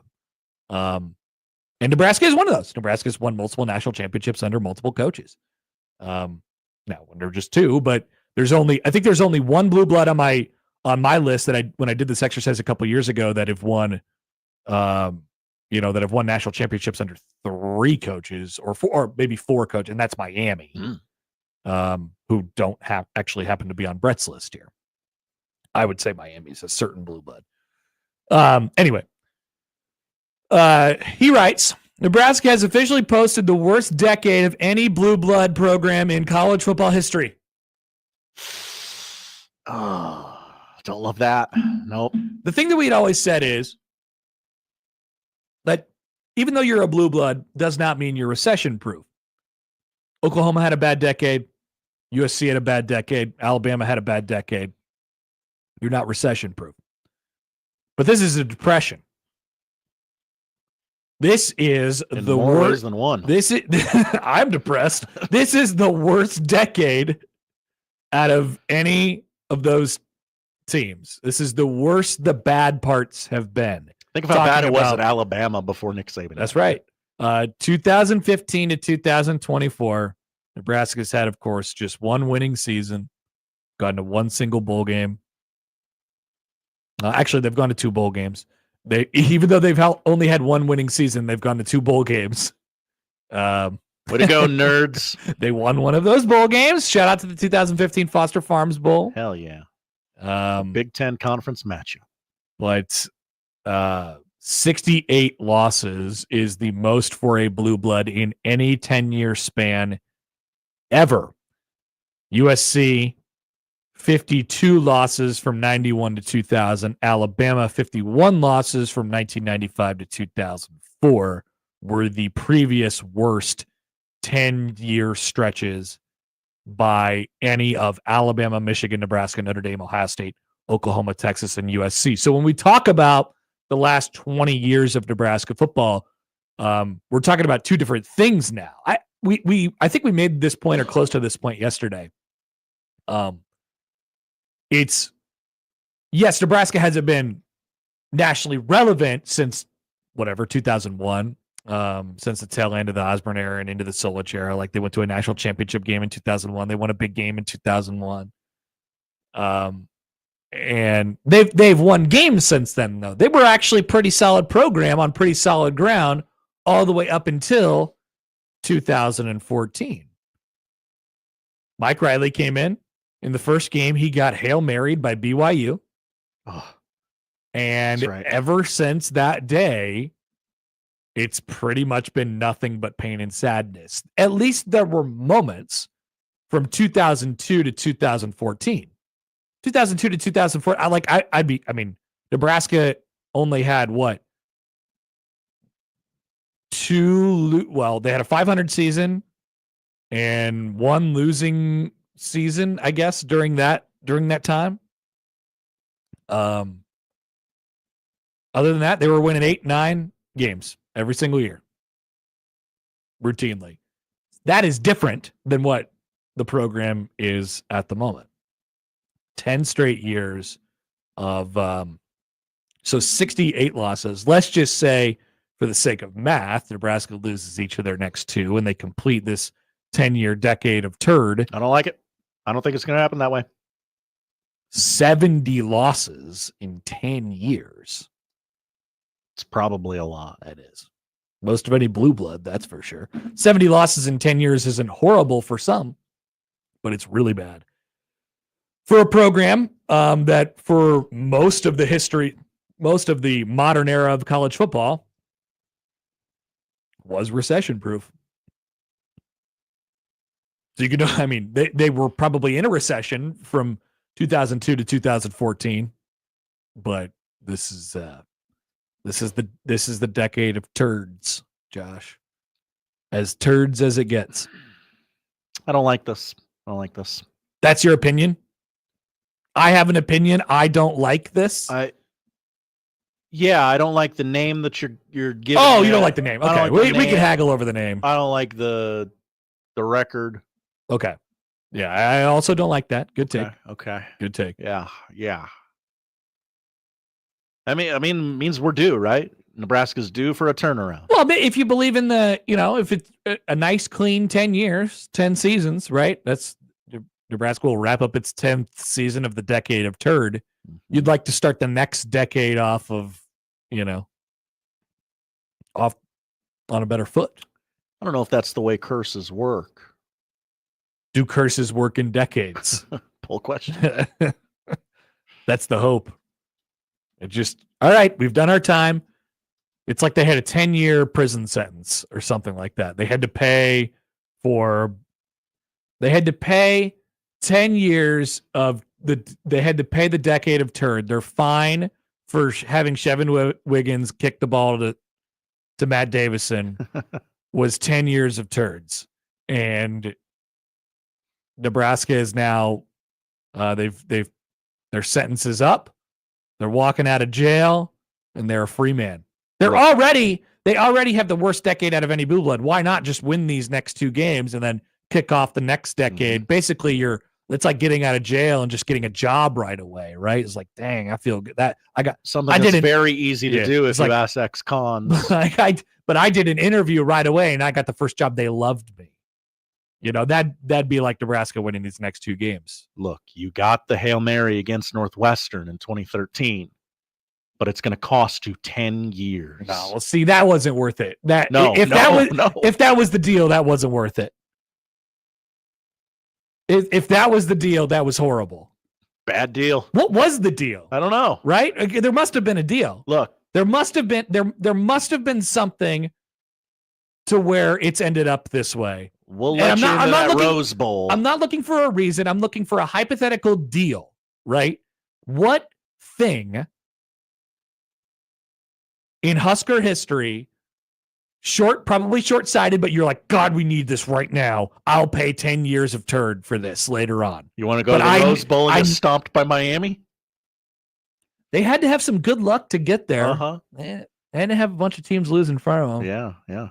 I was excited about Nebraska going to the national championship game that year, but I wasn't like elated. I was like, oh, I guess that's good. I'm probably going to get smoked by Miami. And I don't know why the cash-in would kick in it's 2014. It's a delayed fuse. Yeah. Maybe it's Davison. Nice catch, Matt. Nice catch, Matt. Don't gamble. We'll have to think about that.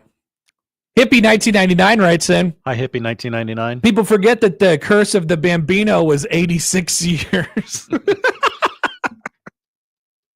No, Nanette. No, don't like that. No, that's too long. Good take. But the Red Sox had good teams, though, right? They were good. They just never got over the top. This is decade of turd. This is turd decade. But is Nebraska? They're not even good. They're breaking your heart, though. Yeah, but they're not even winning at all. That's the problem. Yeah. They're not doing anything. Red Sox always broke your heart at like the last moment. I guess Nebraska does, but it's in a 16-16 Big Ten West game. Yeah, and it doesn't mean anything. Yeah. That's what you said, the Northwestern Hail Mary. It's like, who cares about the Northwestern Hail Mary in 2013? I'll flip that game to be good for 10 years. We're talking about Buckner in game, 6 of the World Series. Yeah. That hurts. That's real pain. Kevin says, I hope that doesn't mean we mess up on parole if we just got out of jail. Yeah, we got to really watch your step over the next couple We do have to here. check in every night at 9 o'clock. Do we have to wear a monitor? Got an ankle monitor. You can cut those off, though. It happens all the time. Zach writes in. Hi, Zach. It says, not disputing the point of the stat, but a caveat would be that teams haven't been playing 9 conference games for very long, so those other programs at other points in history would have had one more bye game each season. Okay, sure. Still, Nebraska would have the worst decade out of any of them. But we'd have company. Closer company. Yeah. Closer company. Right? Because we're talking about, 51 and 52 losses over the 10 years for those two, and then it was 68 for Nebraska. Like, let's just say you give them free one more loss a year. Let's just say automatic. Like, you trade a crap non-con game for a loss every year. I mean, Nebraska's still 10 win losses clear of that. Nebraska's probably playing 2, 3, 4 more games a year than some of those teams. That's the reason. No, not 4 more games. They were playing 12 games in the 90s. Yeah, in like the 2000s, 60s and 70s. How many games were they but playing? we were comparing them to the other 2 decades of the other 2 turd decades by Alabama and USC, right? Okay, then it's probably not that long. It was the 90s and the 2000s, basically. Nah, they were playing 12 games. All right, we'll come back. Michael Bruntz will join us next. Michael Bruntz. I love Michael Bruntz. We'll talk to him next on 1620 The Zone.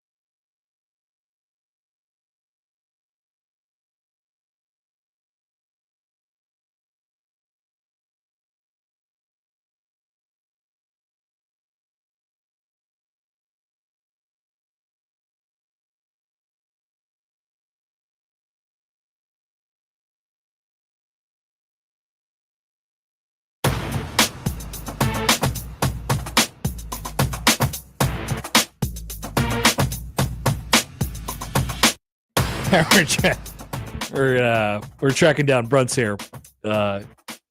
He might be busy at the moment, but I pulled up my phone to send him a text, and the last text he sent me was Friday night at 11 o'clock.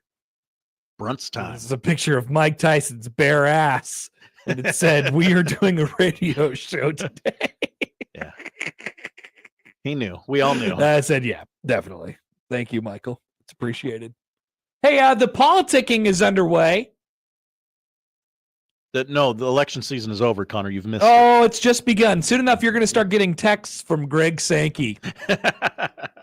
Greg Sankey hopped on Twitter. Do not call. Do not call. Dear friend of mine, Greg Sankey. That's right. You could text Greg Sankey a picture of Mike Tyson's bare ass. I could text Greg Sankey. I should text Greg Sankey. Yeah. I said, "What's up with this? Is such a funny chart, bro."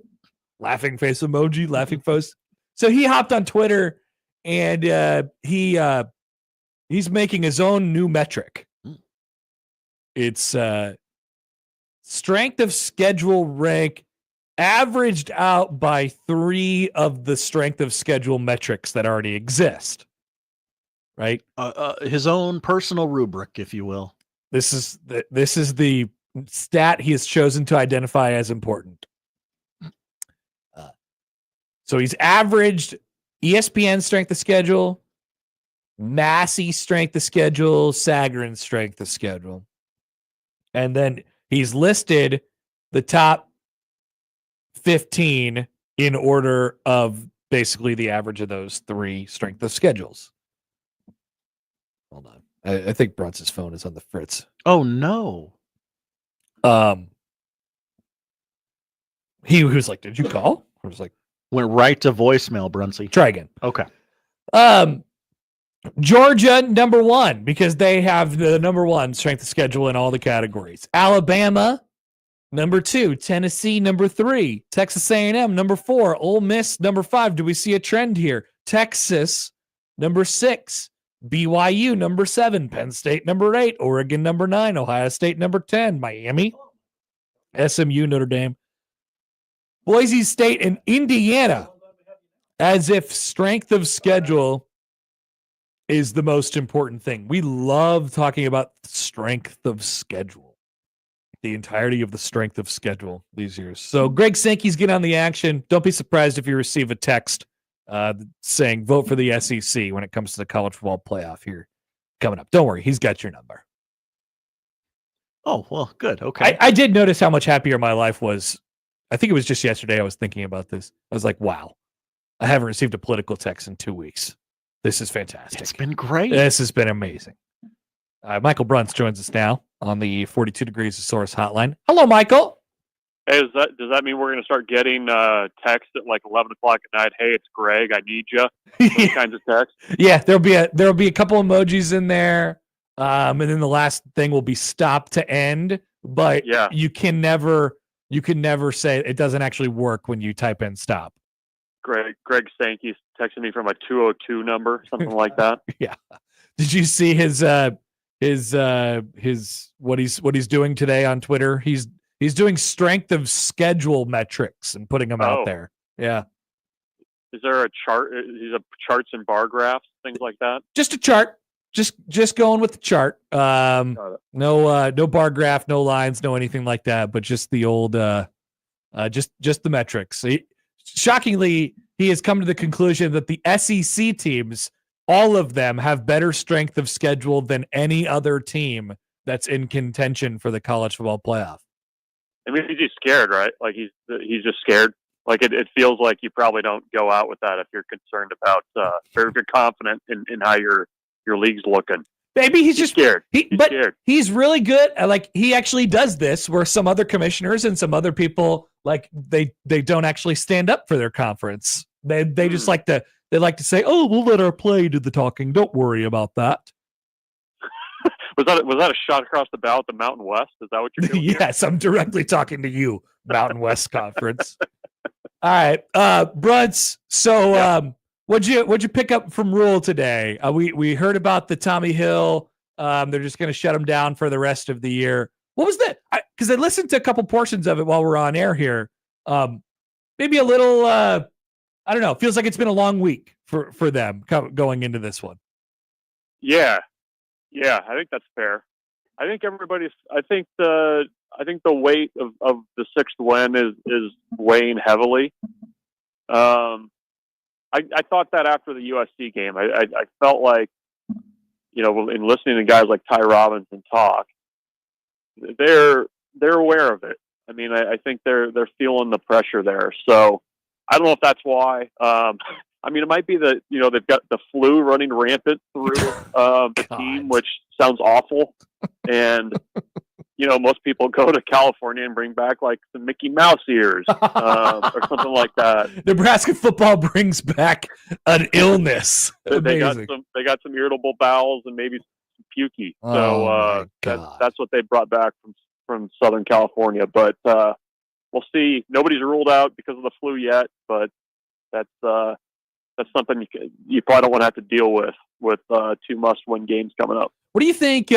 What do you think happens in the absence of Tommy Hill? Now that you officially know that he is out, what will his replacements look like on Saturday? Well, I mean, Tommy was not playing at his best, and I think you could see that at times.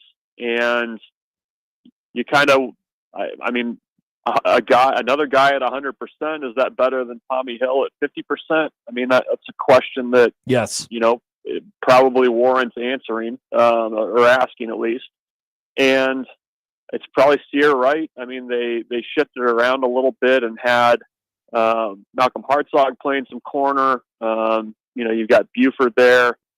Matt Rule said there's the potential you might see some young guys out there too. I mean, regardless of who it is, I mean, that group just needs to play better. They had a really kind of lousy game against USC with some busts that, probably shouldn't be making in game 10 with a bunch of veteran players back there. So we'll see what the rotation looks like. We'll see if there's some new faces, but I would hope that group would, feel a challenge going into a game like Wisconsin. Because I mean, look, like Wisconsin doesn't have the talent at wide receiver of USC, but they've got some guys that can make a couple plays. And I mean, in a game like this, a couple busts and that might be, all she wrote for the game. So they got to play better.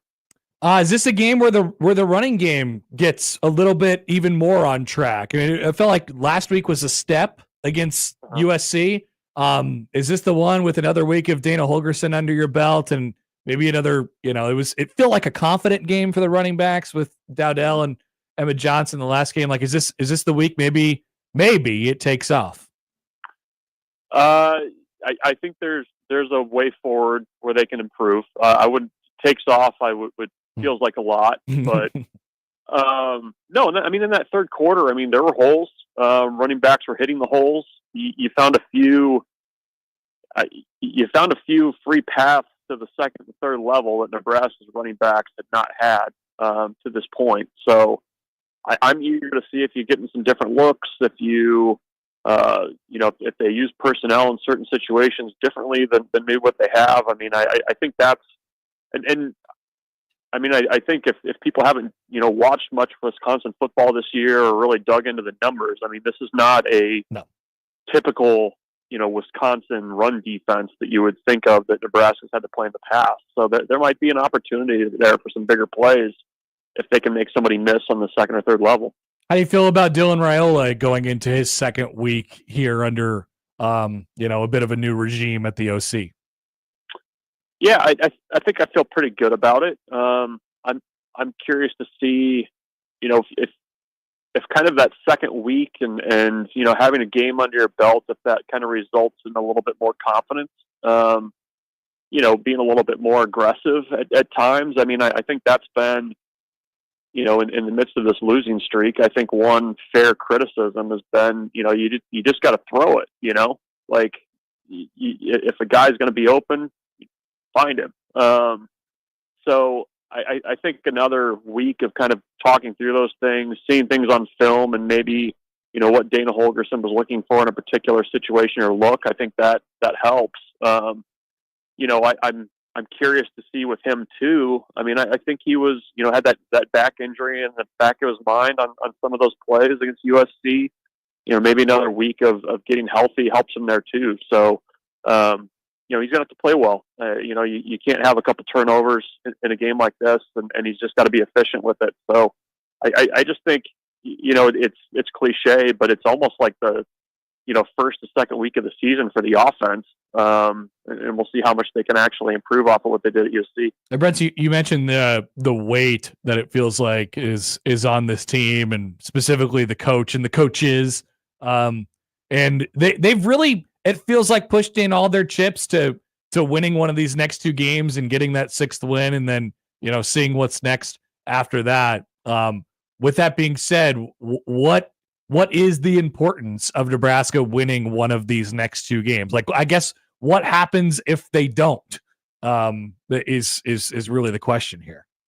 Well, I mean, big picture, you don't have the sense of momentum. I mean, and you would have been sitting on five wins for basically half the season. I mean, that's not good. From just a more micro point of view, I mean, if Dana Holgorsen is going to be your offensive coordinator in 2025, you make a bowl game, you essentially get a bonus spring ball. I think what it also allows you to do is it's more practices to kind of see what you have on your roster with some of the younger guys. I mean, when you just add up the number of missed practices that Nebraska's had during this bolus streak, I mean, it's over 100 practices that they have not had because they just cannot get a sixth win, it's mind-boggling. So it matters a lot. And, I think the extra practices would really help the offense. It would really help, going into next season where, I mean, you're going to see 30 seniors walk on Saturday that are not going to be here next year. And there's going to be some big shoes to fill. And I mean, the bowl practices piece of it at least allows you to kind of see what you have, work with more guys and develop them. And that would be really huge for this program right now, let alone, just getting to play another game, and finally getting that streak snapped. All right, Bruntz. Well, we'll let you go. Are you going to be enjoying some basketball in downtown Omaha tomorrow? I will actually be watching from the comfort of my home. Yeah. So I'll let BC handle that. He does a great job. Yes. And I don't need to step in there and try and screw things up for him. No, you don't need a helicopter dad it. He does just fine. Just sitting over his shoulder, like, you really want to have that verb there? That's where you want that verb? It'd be awesome. I'd like to watch that play out, but I don't know if he would. All right, Bruntz. See you later. Yeah, we'll see it. Michael Bruntz, Husker 24/7. You can also check out the Husker 247 Hypecast this week. Oh yeah, what would I find if I tuned in to that? You'd find Michael Bruntz, Brian Christopherson, Mike Schaefer, sure, just getting hype for Wisconsin and Nebraska with their special guest of the week. Who do you think that was? I'm gonna throw out a name. I love doing podcasts. Gosh, just you need it like you need air, don't you? I do. Nebraska ran their last three games for 121 yards, 113 yards, and 119 yards. They have run for over 150 in a game just twice this year. That was against Purdue and UTEP, which turns out to be two of the three worst teams that they've played all year. Definitely. So, I don't know. Maybe, just maybe, this is a game where you could tack a few more on there. We'll see. I like where the offense sits going into the weekend. That's part of making Dylan more comfortable between the ears. Oh yeah, having some pieces to help him. Yeah, some nice stuff around him. All right, we will come back. Josh Odson will grunt the slate when we return on 1620 The Zone.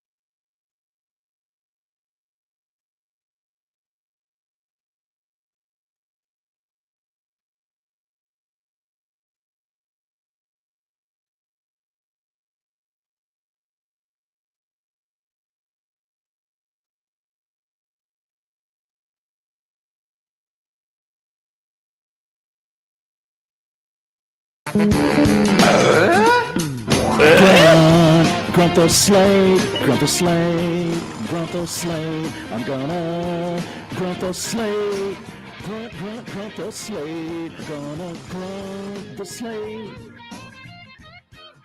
Grunt the Slate, grunt the Slate, grunt the Slate. Grunt, grunt, grunt, grunt, grunt, grunt, grunt, grunt, grunt the Slate. Banger. I will take my Marconi now. That song rules.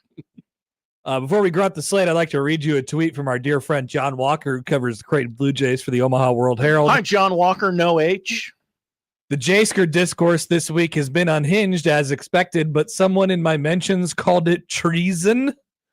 Question mark, exclamation point, question mark, exclamation point. That feels pretty normal. That's right, John. That's it's pretty normal week. Pretty normal week around here when Creighton, Nebraska comes up. Somebody in the comments to that, by the way, said Jayskers are why I support the death penalty. Oh my God. Oh yeah. Never change. I love the state. Love the people. Great people. All right. Love their neighbors. What do you want a little smattering of college basketball? Because it's kind of a college basketball weekend. We're kind of in the mood. Is it? All right. You tell me. I don't know. We won't do it. We won't do it. I'll next week's feast week. We'll wait. I think you know, Connor. I'll do anything. You just have to lead me. We only need so many games to grunt. Okay. All right. Saturday, big noon. Gus Johnson, Joel Clark, and the All-American girl Jenny Taft on site from the world famous Horseshoe. The Ohio State Buckeyes host the Indiana, not Hooters, the Hoosiers. Okay. Yeah. Ohio State, Indiana. Josh, what do you think? I'm going right away.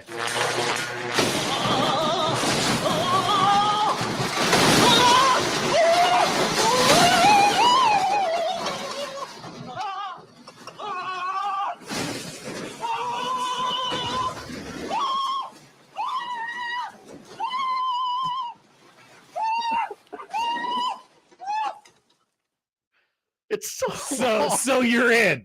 I'm in. All right, good. I gotta know. I think I know that Indiana's gonna get their brains blown in. Yeah, I'm ready. But I gotta see it. I'm ready. It's like my body is ready. It was like 2016 when all those celebs died, and we all stayed up until midnight to watch 2016 die with our own eyes. That's right. Good riddance, 2016. Yeah. People say that every year now. Because every year's bad. Every year since Princess died has been horrible. Every year since Bowie died has been horrible. 2:30 ESPN, BYU, Arizona State for the Big 12 championship, kind of. Oh. Yeah, that's good, isn't it? 2:30 Fox, Colorado, Kansas. Huh. 6 o'clock NBC Peacock, Army, Notre Dame. Oh, I think I got one for this. No, I don't. I only have bad grunts. Okay, I'm sorry. Ooh. That is a nice, as Mike Tyson would say, nice college slate. Nice. You said that to Alan and the boys on The Hangover. Nice. Your ability to recall that particular I love that movie. I know it's a culturally relevant movie. It was. I have many opinions on that movie. I've shared them with Mike Shaver before, and he disagrees. Thursday tonight, Steelers Browns on Prime Video. Oh, you're out. Yeah, this has got crap poop written all Browns over are it. stinky. This has got like this. I'm glad the spread's only 3.5 because that makes me comfortable enough to take Pittsburgh. But this game's got somebody's going to throw a pick on the last drive written all over it.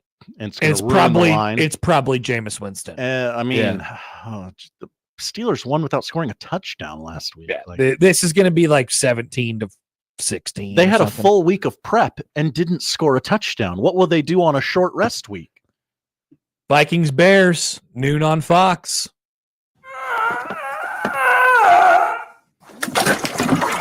Oh. Does number 2 work for? That's right, buddy. You show that turd who's boss.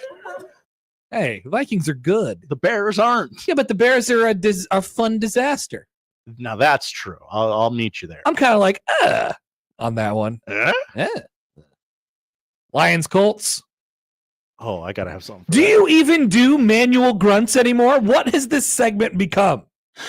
Oh my God. What's that even mean, Matt Rule? That's Matt Rule. What does that even mean? No. Okay. Not for me. Exasperated. Yeah. Patriots, Dolphins. Oh, does he have another Do I have one? another one? I don't think I have another. What's this? What's this? Oh, yeah. No, that's for a really good game. I forgot about that one. All right. That's a good one. Maybe there's one left in the tank. Patriots, just say, get out of there. Yeah. Bucks, Giants. Are you interested in unless they're going to put Daniel Jones at safety like they did at practice today? Scout team safety. I'm sorry. Cowboys, Football Commanders. Josh and John said it was a good slate this weekend. What the hell are they smoking? It's a really good college slate. Okay. There is some good NFL games, but we haven't really discussed them yet. Oh, okay. Chiefs, Panthers. I can see the Panthers covering this. Can I say that? Yeah. I can see the Panthers covering What's this. a grunt for that? Noon, CBS. Titans, Texans.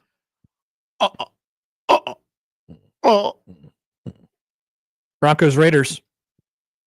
It'll be 85% Broncos fans in Vegas. Oh, crap. Are we hanging out with a bunch of Broncos fans on Sunday? Oh, yeah. Oh, but no, you don't even watch the games, Connor. They're going to be telling me Nix is incredible. They're going to be telling me about Bo Nix. Just if we have a good draft next year, I think we could take down the Chiefs for good. Niners, Packers. Niners on the brink. I don't know if I want to use it here. I don't know what's coming. You know what's coming. There's a really good Monday game. Hey, save it. Okay, I'm going to save it. Cardinals, Seahawks. Yeah, that's got NFC West is interesting. Sunday night, Eagles, Rams. Okay. That's a good game. That's a good game. Okay. And Monday night, Harbaugh, Ravens, Chargers. Yes! Oh, yeah! Can you feel that, buddy? Huh? I have exorcised the demon. This house is clear. Falcons, Bills, Bengals, Saints, Jets, Jags on bye this week. That's all of the bad teams in the NFL, minus the Bills. And yet the slate still not bad. Not bad. Not bad. Ravens, Chargers on Monday night is going to be awesome. I was hoping to whip out the a little more. Save those for college this week, Josh. Yeah, okay. College slate better than the NFL slate for the first time in a while, I think. Okay, let's go. All right, that's Grunt the Slate. Nice job, Josh. This segment grows every week. Well, the audience can. I think it's the segment with the most feedback. Yes, that people love it. Outside of, hey, we need your participation in this segment. The reviews are in. Yeah. All right, we'll discuss those reviews and talk more sports at you. Let's dive into Creighton in Nebraska. Coming up next on 1620 The Zone.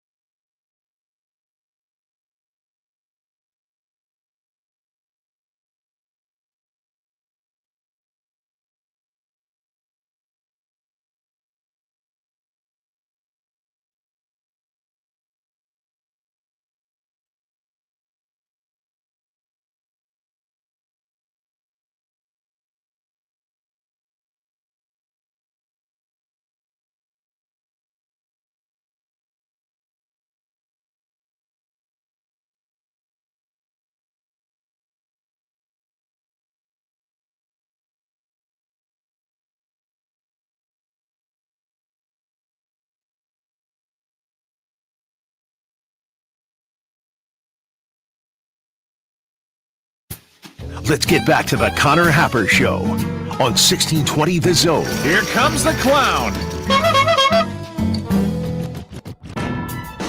Josh Johnson asked an important question during the break. Why do people like Grunt the Slate? It's quite possibly the most low energy segment we are not, I shouldn't say low energy. It's actually a very high energy segment, but low prep, right? Yeah. I literally don't look up the games. I go to ESPN and I read the games to Josh, and Josh does grunts. I don't even do the grunts half the time anymore. Yeah, it's just like AI controlled grunts now. Well, everybody's like, "Oh, Happer Show needs more drops. Happer Show needs more drops." Yeah, I'd say that. I would generally agree with that. And it's we're growing. It's me making an effort. We're growing. Yeah. Oh, here. Disaster! What a bad idea! Oh my goodness! Oh my goodness.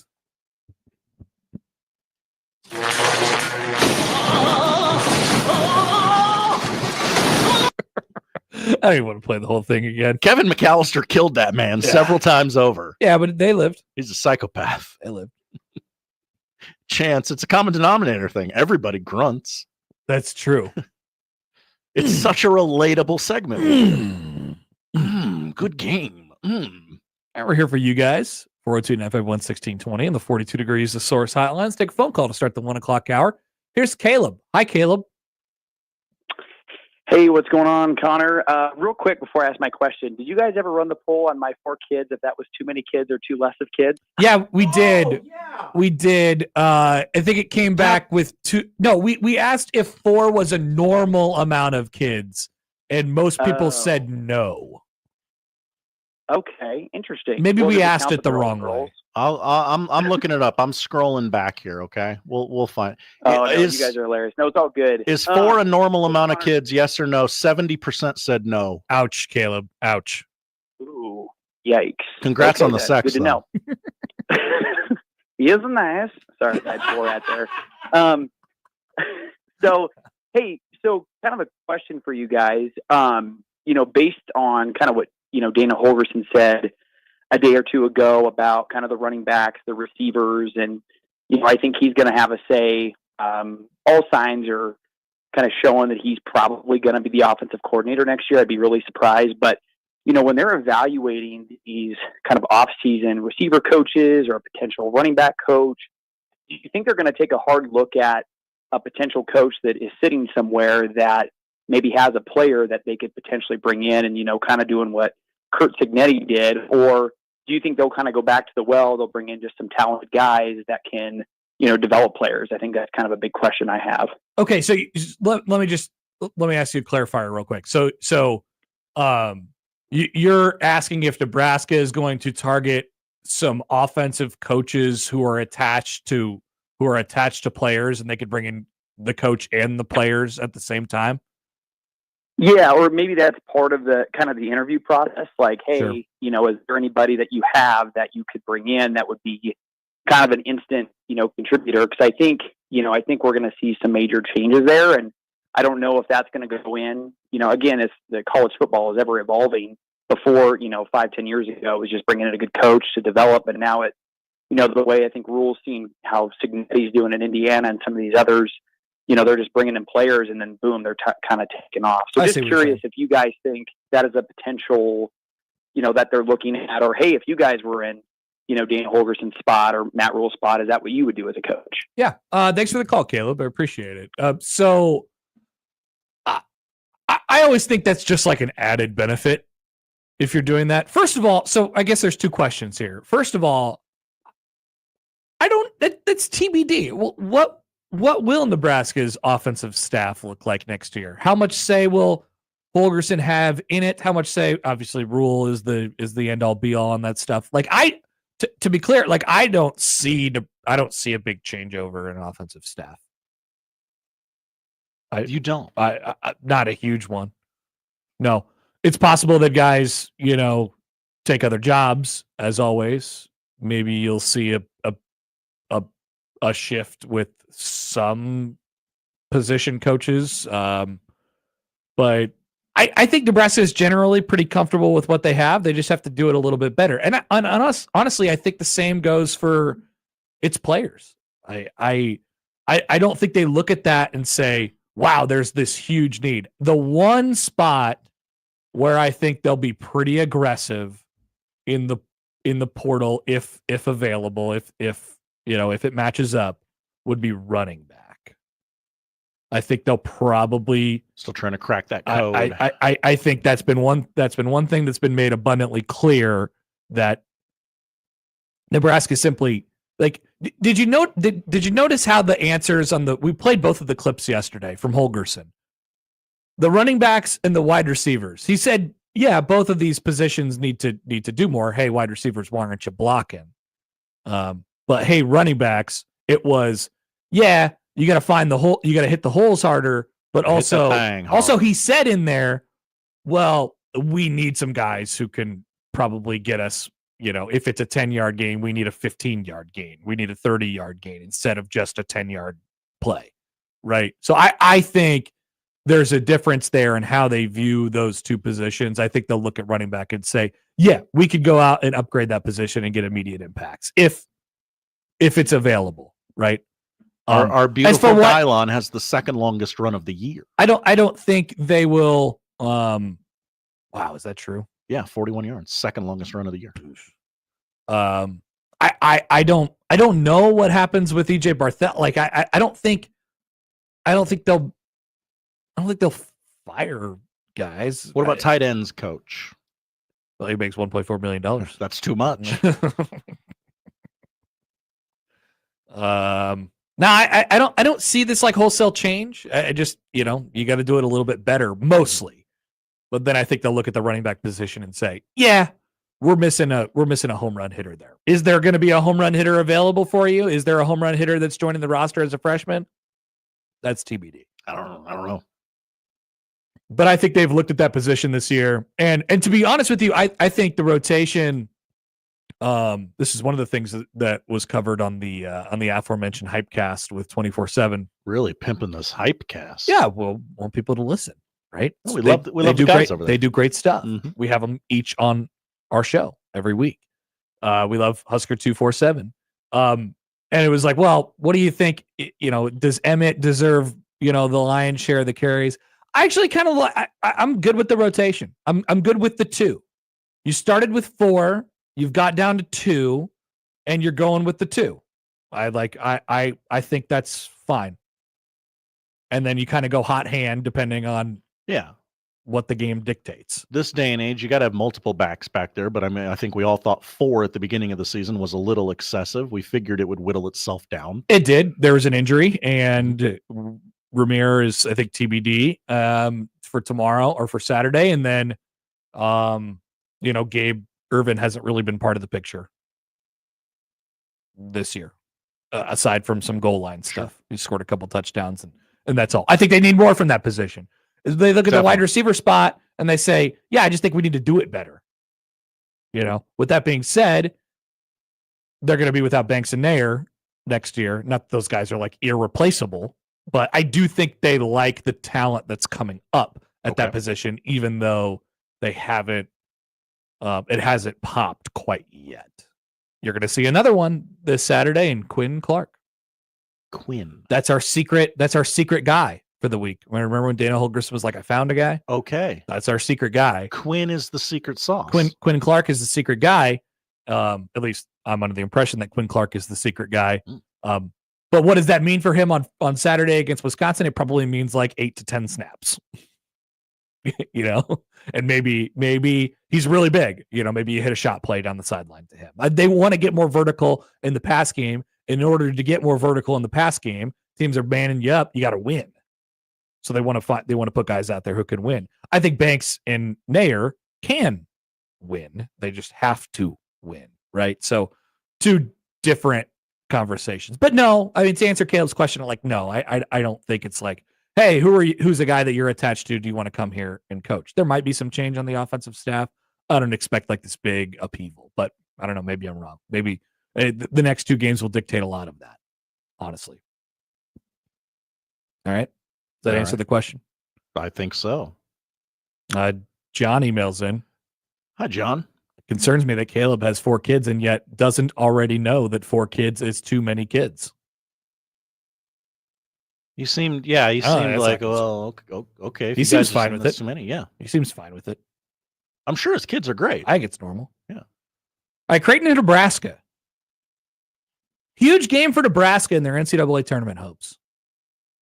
Talked about this with Padilla a little bit earlier. So early to be thinking about that, but you guys are absolutely right. Everything means something, right? Mm-hmm. They don't play anybody else that's really worth anything in the non-conference besides these two. And it came at you pretty quick. You lost to St. Mary's. You missed an opportunity. The fire alarms went off. Very sad. Yeah, that's why they lost. If you're going to go 500 in the Big Ten, you need a non-con win to go, yeah, but. And they're probably not going to get any of that in the weird tournament that they're in over the holidays. Diamond Head? Yeah. There's it's all mid-majors. Decent mid-majors, but nothing that you're going to get major credit for. Right. So the pelts on their wall in the non-con, not that they won't have opportunities in the Big Ten, but the pelt on their wall would be Creighton. So this is a big game. This is a huge game for Nebraska. It's obviously a huge game for Creighton as well. It's a big game in the rivalry sense. And but Creighton is going to have an opportunity against Kansas, and Creighton is going to have an opportunity against Alabama, and Creighton is going to play San Diego State, and Creighton is going to play Texas A&M. And maybe in that, I'm praying for this, by the way. Have you heard about the budding rivalry between Creighton and Alabama? They play each other a lot all of a sudden. The Alabama fan base, for whatever reason, is obsessed with Creighton. They're really? Yeah. I have not heard about this. It is almost like when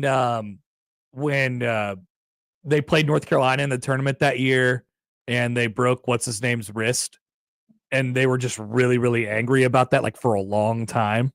They have not forgotten about that.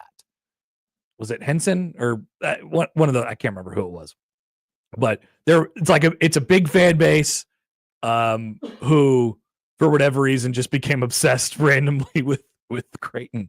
So they're going to have they just became obsessed with basketball in general. They're going to have a non-conference game in Tuscaloosa in a couple weeks, but they may meet in the Players Era Classic Mega NIL tournament that Saturday game, which would be fun if they played each other twice. Alabama's really good.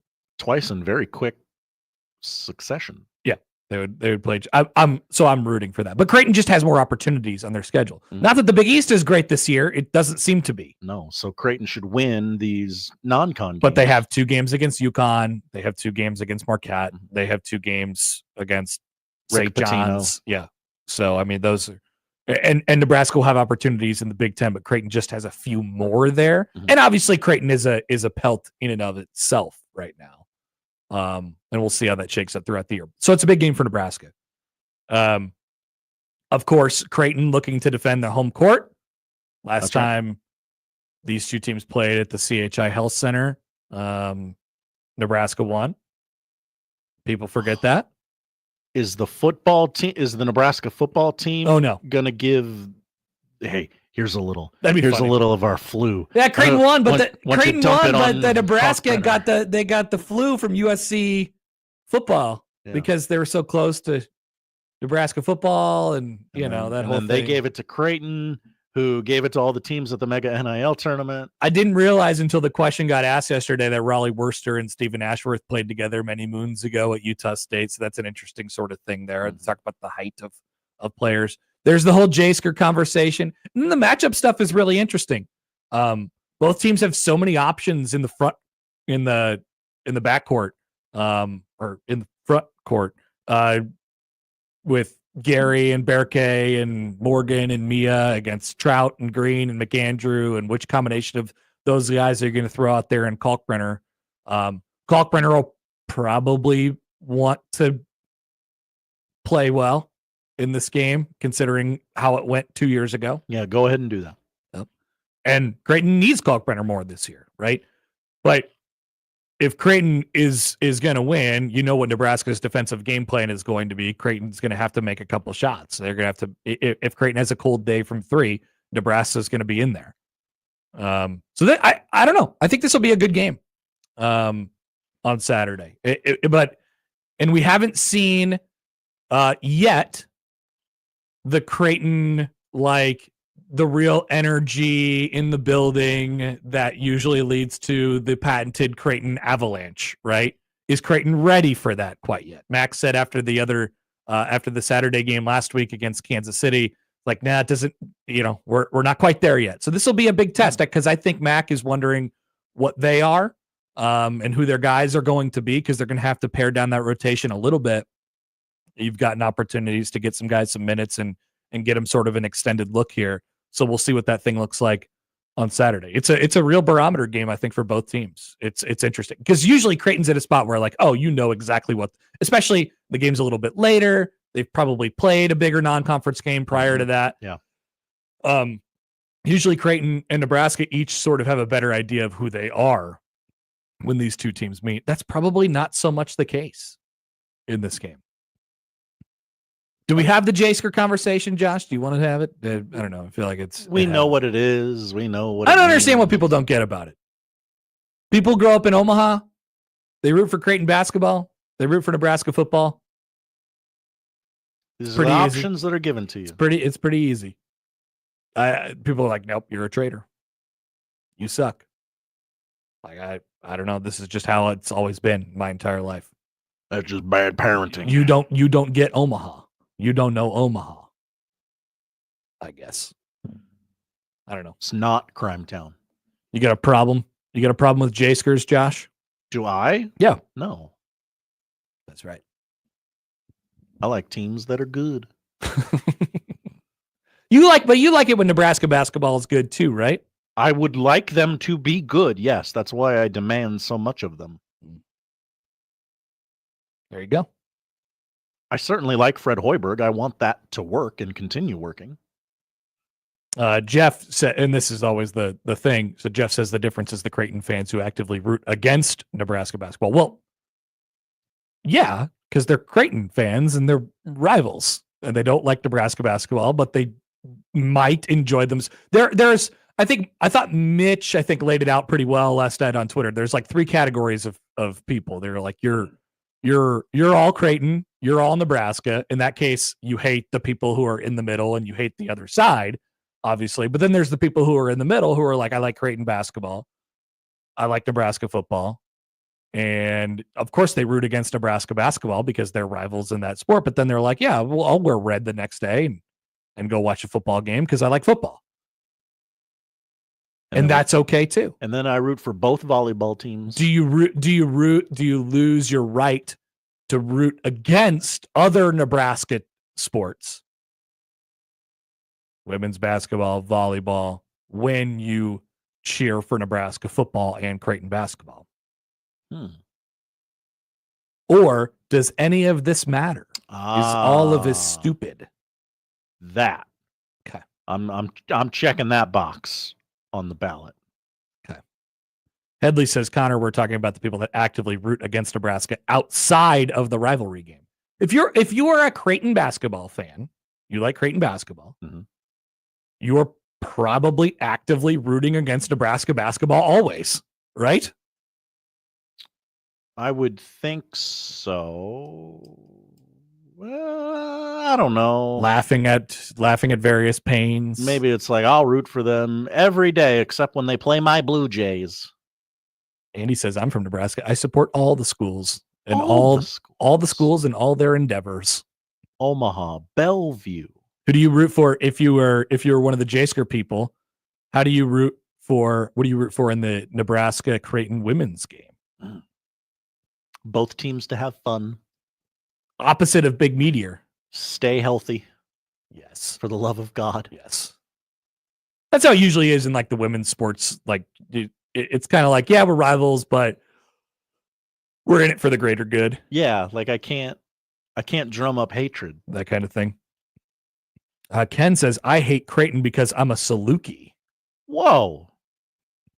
The rare Saluki-sker.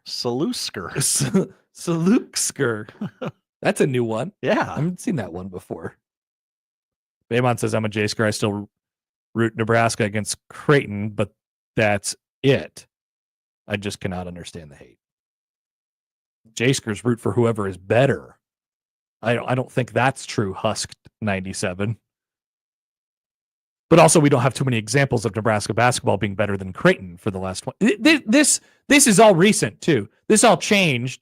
And it's taken another step over the last 10 years since Creighton's been in the Big East, right? Mac made that point yesterday. He was like, yeah, we're in a power conference now.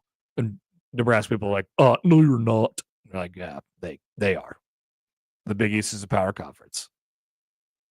Yes, it is. It is. It is. Home to the back-to-back national champion, right. UConn, Connecticut Huskies. DJ writes in on at 1620 The Zone on Twitter. Hi, DJ. As someone from Omaha who can't stand Creighton, I have a sad reason for hating Huskers. Picking Creighton was the easy option because they were very obviously better than Nebraska. I choose to embrace the pain. Oh, you've hurt more. Sounds like that DJ sounds like might be holding the martyr baton. It's always the martyr baton. Mm-hmm. Always got to find out where the martyr baton is. Don't worry, they'll tell you. From the 402. Hi, 402. Connor, I'm a Jaysker. I root for both Creighton B-ball and Husker B-ball. For the rivalry game, I want to be won by the team that lost the previous year. Oh, that's an interesting version of Jaysker. Oh. There's like all these subcategories of Jaysker. Wow. Huh. All right. I don't know that we solved anything today. No, I am more confused than ever. Email from John. Will Josh cancel Nebraska basketball if Creighton blows them out tomorrow? Why would I cancel them for doing what I expect to happen? Oh, my God. What? You said it. I think it'll be a competitive game. You keep saying that, and then I'm like, oh, gosh, am I wrong? I don't know. Am I completely wrong? I don't know. I don't know that we know everything about either of these. Oh, I think we know very little. That's kind of the fun. Still no line on the FanDuel Sportsbook. Yeah, probably we'll find that tomorrow morning. Pop. All right, Josh, let's take a break. We'll come back. I would like to dive into an open letter. We love open letters. Okay. This is an open letter from to Buckeye Nation from Mr. Bjork over at Ohio State. They fired Ryan Day. I don't think they would write an open letter for that. Oh, okay. But they have some details and some plans for what their athletic department might look like next year with these new rules that are going to come down from on high. Yeah, Matt Rule's got to go and kneecap 27 kids or something in the offseason. We'll come back with that next on 1620 The Zone.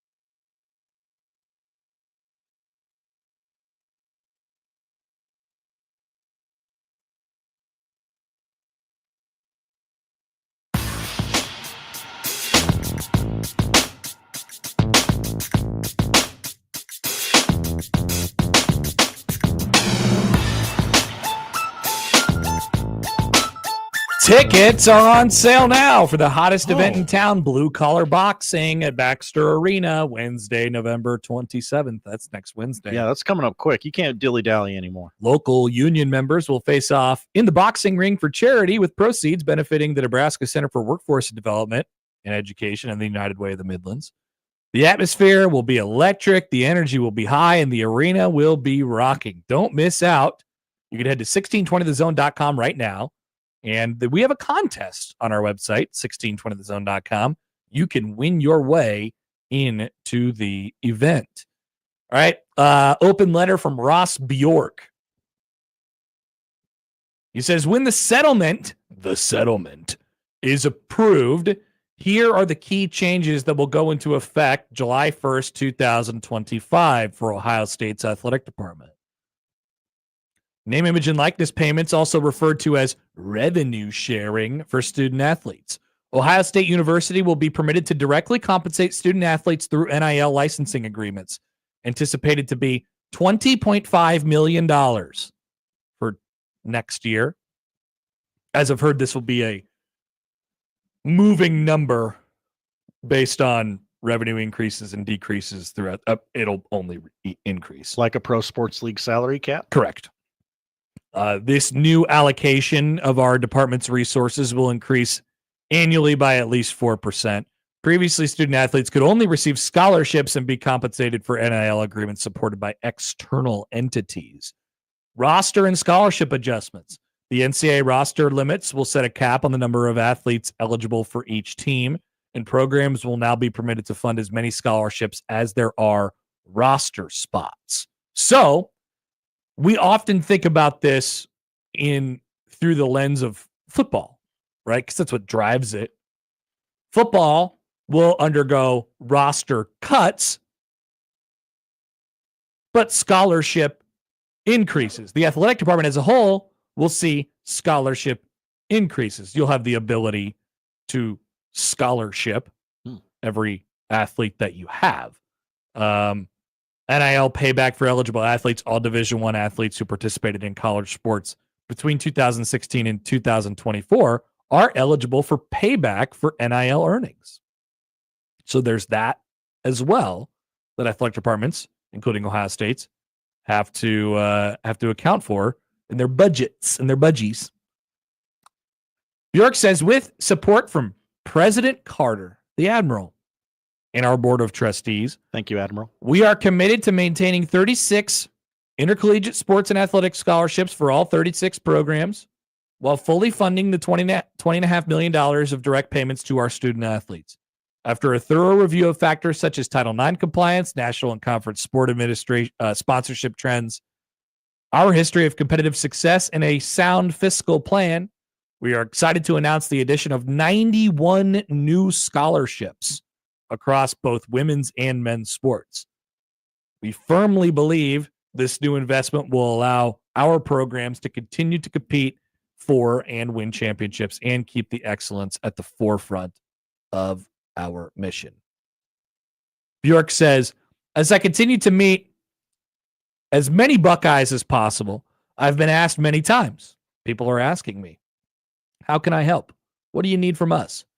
To support these increased costs to our department and enhance the circle of care that surrounds each student athlete with dedicated resources for their academic, athletic, and personal growth, we are actively reviewing a range of initiatives where all Buckeye Nation can continue to stay invested and create new opportunities to be involved.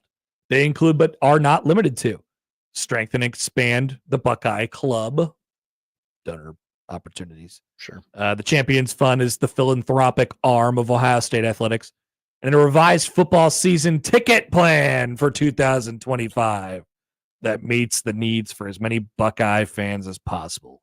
Increasing corporate sponsorships, including new NIL agreements with student athletes and naming opportunities across our athletic facilities, and new strategic initiatives around licensing/branding relationships, continuing to enhance our facilities with the next phase of the athletics district, a combined men's and women's ice hockey arena, Woody Hayes Athletic Complex, and several imminent upgrades at Ohio Stadium. Basically saying imminent. Yeah. We need Wisconsin is, I think, doing a new facility soon as well. They have announced recently. But basically what Ross Bjork is saying here is, yeah, we're gonna be undergoing these changes, and it will represent a change in intercollegiate athletics. And yes, we need your help, but also, yes, we will be funding all of it, and we're going to be okay. We might need your help, and there might be some more things that are sponsored. So everybody's trying to find revenue avenues, streets where they can say, all right, what are we not making money off of right now that we can make money off of? Salespeople are going to work a little bit harder in these athletic departments, but everything is for sale. And so they're trying to, it's the same concern as they had before. It's not like they're not expressing concern. Ross Bjork isn't expressing concern in this. He's saying, hey, look, these are some of the things that you're probably going to see going forward. Yeah, he's not holding up the concern sign. But it's interesting how each, given that there has been little guardrails, again, on what universities are allowed to do other than, hey, you're going to need, if you're going to opt into this, if you're going to do this, you're going to have to pay some of or all of the $20.5 million budget to all your student athletes in order to remain competitive. And you're going to have to find the same streams of revenue to continue to be as competitive as you were before. And so what he is saying is, yeah, we're going to do all of this and we'll be fine. And I would imagine that a place like Nebraska is not that far behind and saying, like, here's what we can do. Don't be alarmed when you see some more things that are sponsored and you see more streams of revenue. But we're gonna fund all this stuff. The thing that I've always been interested in is how the Big Ten schools individually will approach baseball, things like that, and how mid-major schools like Creighton, mid-major in non-basketball, obviously, but operates sort of like a mid-major, and that the revenues, the TV stuff isn't quite as sizable as conferences from the Big Ten and the SEC, or schools in the Big Ten and the SEC. How do they approach this? How does this work for those schools with lower, less money coming in from television deals? Thought it was interesting today from Ross Bjork. We do love an open letter. Oh yeah. And here he is standing with a nice suit on and a nice tie and a nice gray suit right next to that big Ohio State Buckeyes logo. They're going to be fine. A lot of teams are going to be fine. I'm just waiting for the I'm just waiting for like the actual guidance here from the NCAA. Like, when does this all drop? When does this get settled? I have seen the quote from Rule from earlier this week. Oh yeah, begun to be aggregated by the college football accounts. Oh yeah, not surprising, right? We called that at the time. Yeah, the coaching accounts they love. I do think long term, like this is probably the way. The NIL and certainly the way it has been operating over the last couple of years, that was always going to be a stopgap, a placeholder, a temporary thing. So I think it's probably good that you have all this kind of standardized across the sport now, and then each school can decide, all right, how, what do we need? What do we have? How competitive do we want to be? And schools like Ohio State, Nebraska, whatever, at the top of the Big Ten, top of the SEC, they're all going to say, "Oh yeah, we're ready for this."